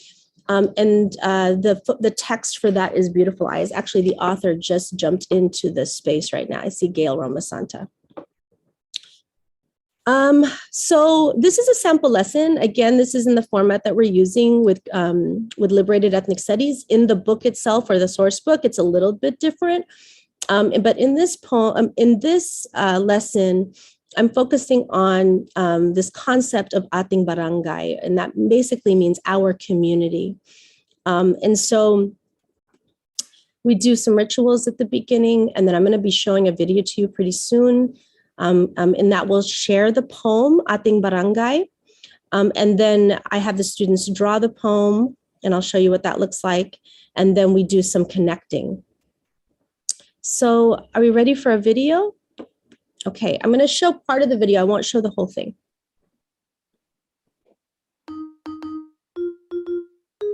Hey, Joanne. Hey, Jobert. Hey, kids. Ready to learn today? Hey, you, let's be friends. Jobert and Joanne. Come and learn and do your best. Move with Kilo-san for kids. Hey kids, I'm Joanne. And I'm Jobert. Together, we're here with Kilo-san for kids. Kilo-san for Kids is a journey to learn about Filipino language and Filipino American history so that we learn to love Ourselves, our families, our communities, and the Philippines. Hi everybody! Hi everyone, hi! My name is Joanne. And I'm Jobert. And we're here to learn about Filipino language. Yep! And we're also going to learn things about building community. Oh, Johnny, you can share the poem with them. The poem! Okay, so here's a new poem that we have. It's going to have some new words, so let's learn it together, okay? Okay, first one. Kaibigan. Try it with me. Kaibigan. Yep, we are friends who love each other. We are friends who love each other. Kasama. Kasama. We learn and teach together. We learn and teach together. Kapwa. Kapwa. I am you and you are me. I am you and you are me. Barangay. We are a community. Barangay. We are a community. Perfect. I think they got it. Yeah. Let's try. Okay, the video is a few minutes more, but I think you can get the gist of it. And so there's this poem that gets shared. And by the way, the teachers who'd helped develop the curriculum with me created these videos. It's pretty cool. It's exhausting, but pretty cool. But it's awesome that they were able to do this. So I'll move forward. Together. How do I get out of here? There we go. Okay, so then after they, learn, this is an abbreviated version of it. After they learn the poem, then we have the students draw what they think each of these things mean. And this Ating Barangay poem becomes something that they recite at the beginning of each class. It's very similar to In Lakesh. You can also see the themes of ethnic studies are there, right? This idea of empathy, this idea of, in Lakesh is similar to Kapwa, this idea of community, and then just even this interesting sort of bidirectional learning, kasama, we learn and teach together. That's very ethnic studies focused, yeah? This is not how a lot of language programs start, but the goal is to really get them to think that they are working together as a community, that they are becoming a community, that they care for each other, that they love each other. So that's the first one. So now I'm going to go to lesson number 2. I'm going fast, but I hope that you know that there's so much that you can dig into in these lessons. So I wanted to share that first lesson because that then becomes part of their cultural ritual or cultural energizer as they move forward every day. And actually, I see the 5th graders now and they're still doing the Ating Barangay poem at 5th grade, which is amazing. They do it really fast and they've memorized it, but it's amazing that they still do the poem. So you'll see here in this lesson, Ating Barangay poem becomes part of the cultural rituals. And then I'll play a video again. And then the focus becomes about introducing themselves, their identity, but a real focus on their body. And then we engage this text called Beautiful Eyes by Gail Roma Santa. And the images are drawn by Ramon Ebad. And then what we do is discuss the body parts, talk about how beautiful all those body parts are. And then they have a mini workbook that they have, and you'll have access to that here too.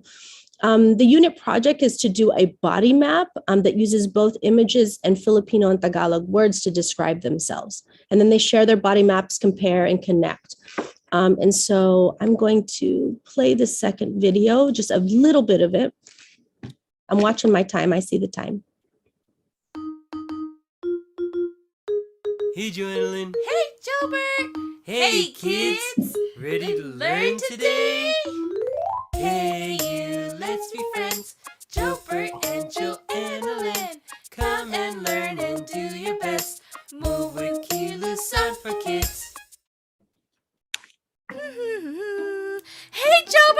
Hey, Joanna. Are you ready for our show today? Say hello to all the smart students. Hello! Hello. Hi. Gilbert, are you okay? Am I ugly? What? Why would you say that? Somebody told me that being dark was ugly.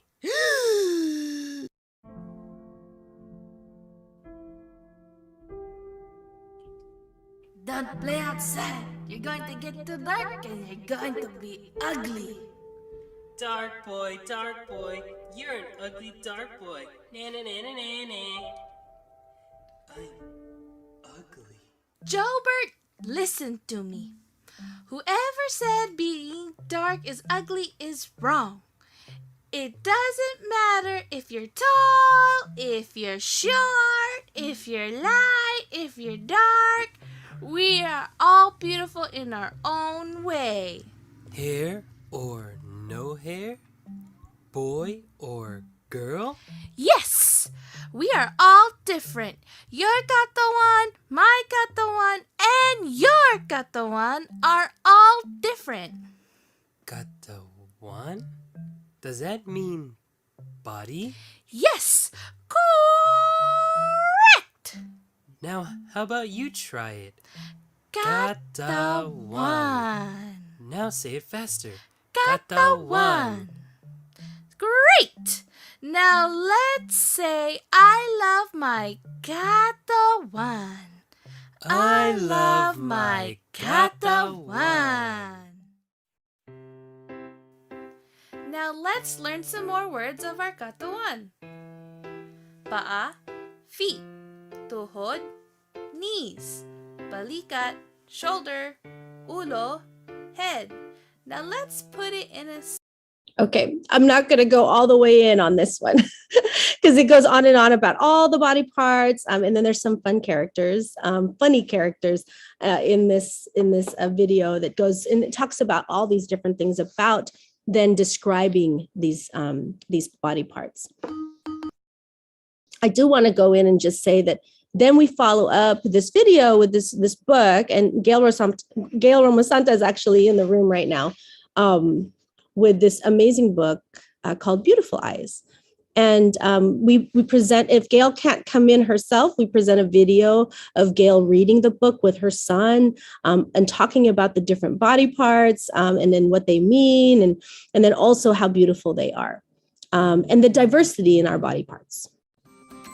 I won't show this video because we don't have time, but then also, and you can find this both in our book, but then you can also find it on Gail's website, an actual workbook that has the students then engage how beautiful their body is. And so they would draw and it gives you body parts that they would then learn. We also added, like this is obviously for kindergarten. I don't know if it's obvious, but it's for kindergarten. And so these are actual like sentence frames that we give students to copy. Like this says, ako ay matulungin, and which means I am helpful. Ako ay magalang, I am respectful. Ako ay malambing, I am loving. And these are values that are very much ethnic studies values that we then inserted into the text so that they would see that it wasn't just about learning the language, but learning the values behind the language as well. And then we do things like, how to count on your fingers. Sampung mga daliri. There's also a song. You'll see that in the video if you get to check that out. And then introducing oneself. And so here we have like this body map, which a lot of us do body maps. But what we have them do is draw into the body map, but then also write text around it. And there's sentence frames attached to that as well. So I will say I'm coming close to an end here. But what I really want to emphasize are these amazing teachers who do this work daily. We're starting to find that there's a challenge to recruit students to be in this program. So if you know any Filipinos in San Francisco, please encourage them to sign up for the program. It is part of their daily classes. And we have amazing teachers who are doing it. So you'll have all this information in your packet today or, on the slide deck. I will also share that there's some research and practice around it. So there's an article that I wrote with some colleagues that really looks at asset-based pedagogy and teaching language, particularly to multilingual students. Oops, I didn't mean to share that. So on the actual slide deck, it's a hyperlink, so it'll take you to the actual article. So you can download it there.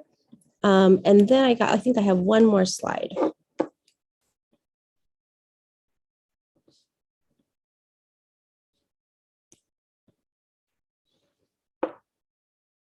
Okay. I think that's it, actually. Is that it? Yeah, that's it. I guess that is my last slide. I thought there was one more. There is one. Oh, there is one. And I'll just quickly show it to you. And then you can see it and then you can use it. Like, I'm hoping that those of you who are interested in really going deep in developing language programs, that you know, like we have like different kinds of outlines that we can share with you. And this is a kindergarten to fifth grade thinking model around like what to cover. And so this follows also, this follows along with the standards that they have to learn kindergarten to fifth grade.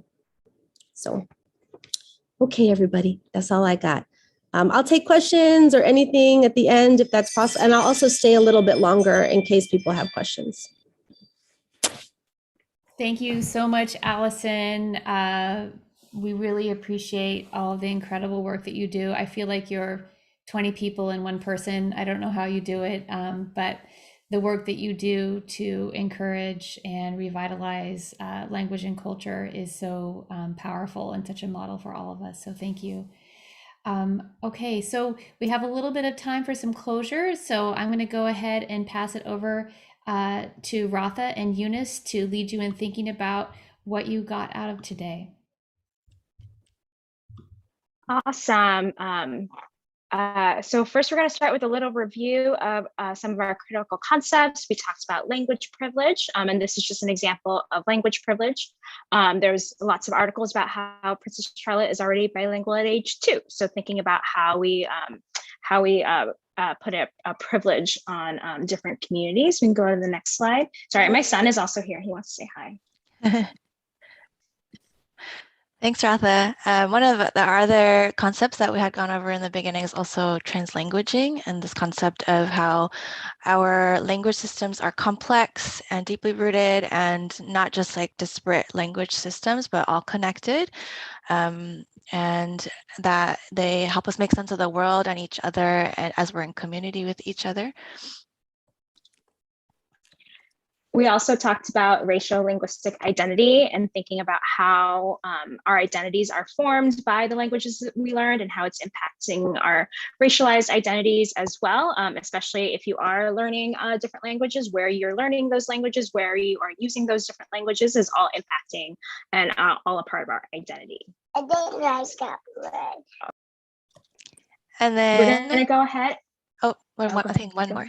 And then our last piece our theme that we talked about was using language revitalization as decolonization. And Cielo is a great example of that. And also, as well as the Mayan girls, they're the group called the Guatemalan Center in Florida, actually, and they do similar translation work for Indigenous communities in Florida. And also Larry Kimura is an example in revitalizing the Hawaiian language. And then lastly, the Caris Children's Learning Center, I think they're in, is it New Mexico, Ratha? And they are an organization teaching young people, young Pueblo kids there, how to speak their language of Caris. And so I'm sure there are other examples, but these are some that we pulled up, and Ratha put in some links in the chat if you want to learn more about these orgs. We're going to go ahead and give you some time to reflect. So these are some reflection questions. We're going to listen to the song. It's about 3 minutes, so that'll give you that amount of time to reflect on these questions. So what new information are you taking away from today? What are the benefits of translanguaging, and how can you implement this in the classroom? How can you decolonize the privileging of English in the classroom? And what is one thing you plan to do this week in response to what you've learned today? So we're going to give you some time to reflect quietly. Go ahead, you can press play.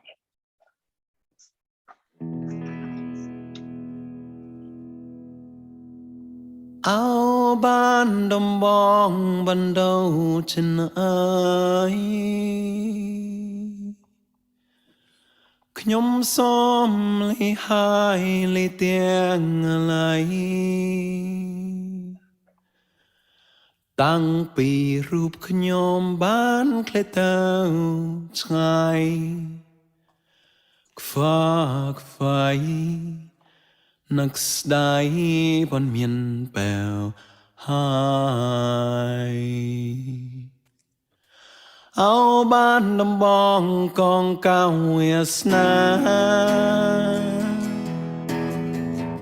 ដៅខ្ញុំប្រាថ្នាគ្មានពីទំនេរបើសិនជាគូខ្ញុំពីបំភ័យសូមអើយមានស្នេហ៍នៅកង្គ្រាដាម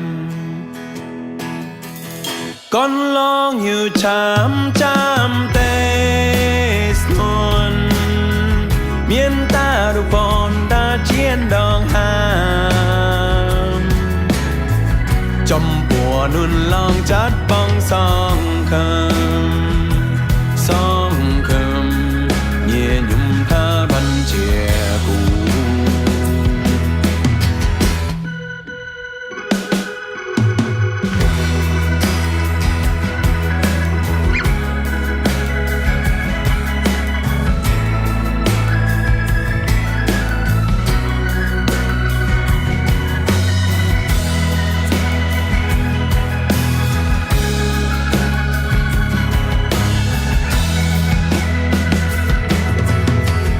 កូនឡងយូចាំទេស្នួនមានតារូបនតាជាដងហាមចំពោះនួនឡងចាត់បងសងខំសងខំញៀញំថាបានជាគូស្នេហ៍ហោបាតំបងខ្ញុំបងយូហើយតាថ្នៃណាឡៃបានយូពីកត្រាចនទ្រូត្របរូថ្នៃក្លោកសាចងបានចាំបាបាតាបងไงចងបានចាំបាបាតាបងអើយ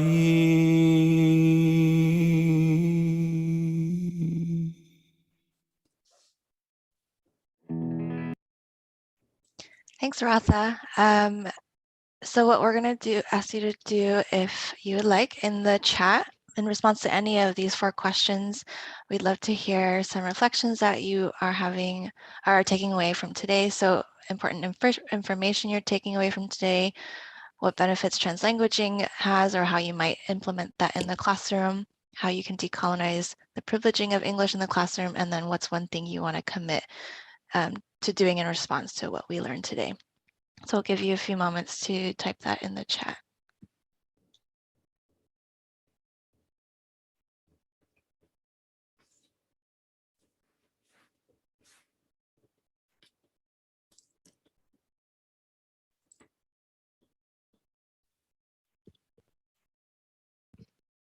One thing I learned today is become more aware of how I can begin to decolonize in learning settings, being present and in touch with my surroundings. Thank you.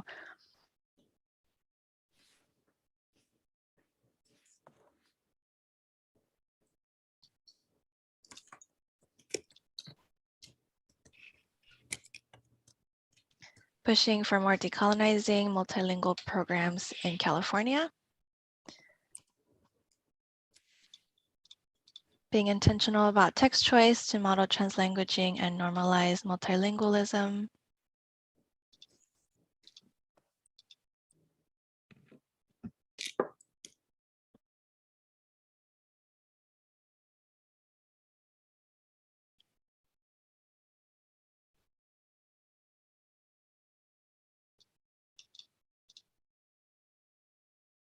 The beauty, love, and liberation of Indigenous tongues, how we are powerful when we protect it. It has to be in our classrooms, credential programs, and in our professional development trainings. Being more aware of cultural differences, even in similar cultures and communities that share the same language. Language and relationships with language and identity is so complicated and nuanced, and it's so important to be thoughtful of those complexities. Language is an important language at the heart and soul of language, being more thoughtful of language in public spaces. Introducing translanguaging in the classroom. Looking at our DLI program at AESD and seeing where these lessons could fit. Awesome. Thank you, everyone, for your reflections. Feel free to keep sharing in the chat as we go over some announcements. And so I'll pass it back to Trish, I think. Thank you, everyone. We just want to give you a few save the dates. On April 9th, please mark your calendars for part 2 of our language justice workshops. We had so many amazing lesson ideas that we want to share with you that we decided to break this up into 2 separate days. So April 9th, you'll get to hear from some new folks and hear some new lessons. Bao Lo, Dindi Kitanga, Robert Levi, who's been here today but will be presenting as well, Samia Shoman. So please come back if you want more lessons and more ideas on April 9th, and you can go to our website to sign up for that. And then we also have a couple of other institutes or workshops that we'd love for you to attend. The Virtual Ethnic Studies Summit 2022 that Allison is leading will be April 29th. So the registration is there. And Allison, I don't know if you want to drop that in the chat for folks as well. The theme is Ethnic Studies is Our Wellness, and it's sponsored by these amazing groups of folks. So that's April 29th. Please make a note of that. And then finally, please save the date for the next day, April 30th. We'll have our third in a series of Ethnic Studies for White Co-Conspirators. The theme for this will be choices, solidarity, or white supremacy. We'll be getting into some of the issues that led to the creation of Liberated Ethnic Studies model curriculum. So we hope that you can attend that on April 30th. Again, come to our website, liberatedethicstudies.org, to sign up. And we just want to extend our gratitude to you all for being here and staying on a Saturday when we're all exhausted on your spring breaks. You're beautiful, amazing people, and please spread the word. If you would like to donate, that's also in the chat. That can help us fund the amazing people who come here as volunteers to share all of their beautiful experience and knowledge and expertise with you. So thank you so much, and have a wonderful rest of your weekend. Thank you, everyone. Thank you, Gretel.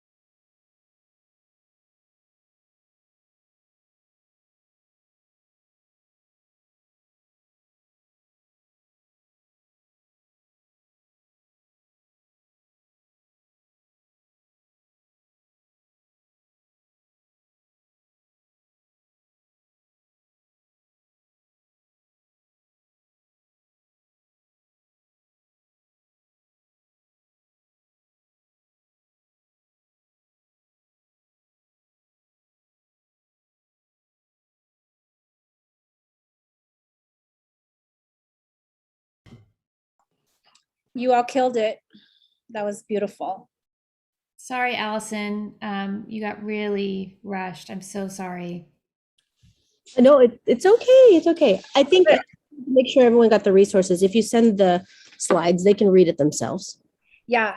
What I do is I make a copy of the slides so I could take off everybody's notes. so Okay. they can see our notes, and then we can share it with them. But even if you were rushed, it felt so meaningful. It was really, really powerful. I agree. Yeah, I loved it so much. I was weirdly nervous, but it's because talking about language makes me nervous. like, you just gave me chills. It was so good. Yeah. All of you were amazing. Yeah, So Rafa, Eunice, you were both incredible too. I wish I had the languaging, the framing that you all had. I wish I had that before I engaged writing that text 10 years ago. Well, it's somewhat new, Garcia's languaging, so. But it was so helpful to hear it. And I think that's what made me like more nervous. Like, oh my gosh, this is like real issues. Like there's a lot of pain in our communities around this. I know it's not just the Filipino community. All of our communities are struggle with language. So. Well, struggle with colonization, right? It's multiple layers. There's also this essentialism or authenticity that, like really makes it difficult, especially for those of us who are English speakers who are trying to learn, like, and then get made fun of for trying to learn, Yeah, that's something we didn't talk about.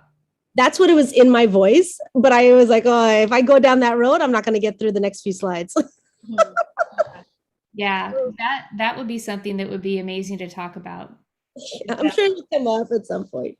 Yeah, the pressure of the authentic, whatever, right? Wow. Pure authentic, which is a colonizing idea anyway. Perfectionism. Okay, everybody, thank you so much. Have a good. Let's take a quick picture, just us real quick. We didn't take a group picture, so let's at least take a picture of us, even though I just got up and threw my hair in a bun real quick. I want Rafa's. Rafa, you're looking good. Oh, it's just a bun, but it's got a little bow. It adds a little, flair. That's all you need. Okay.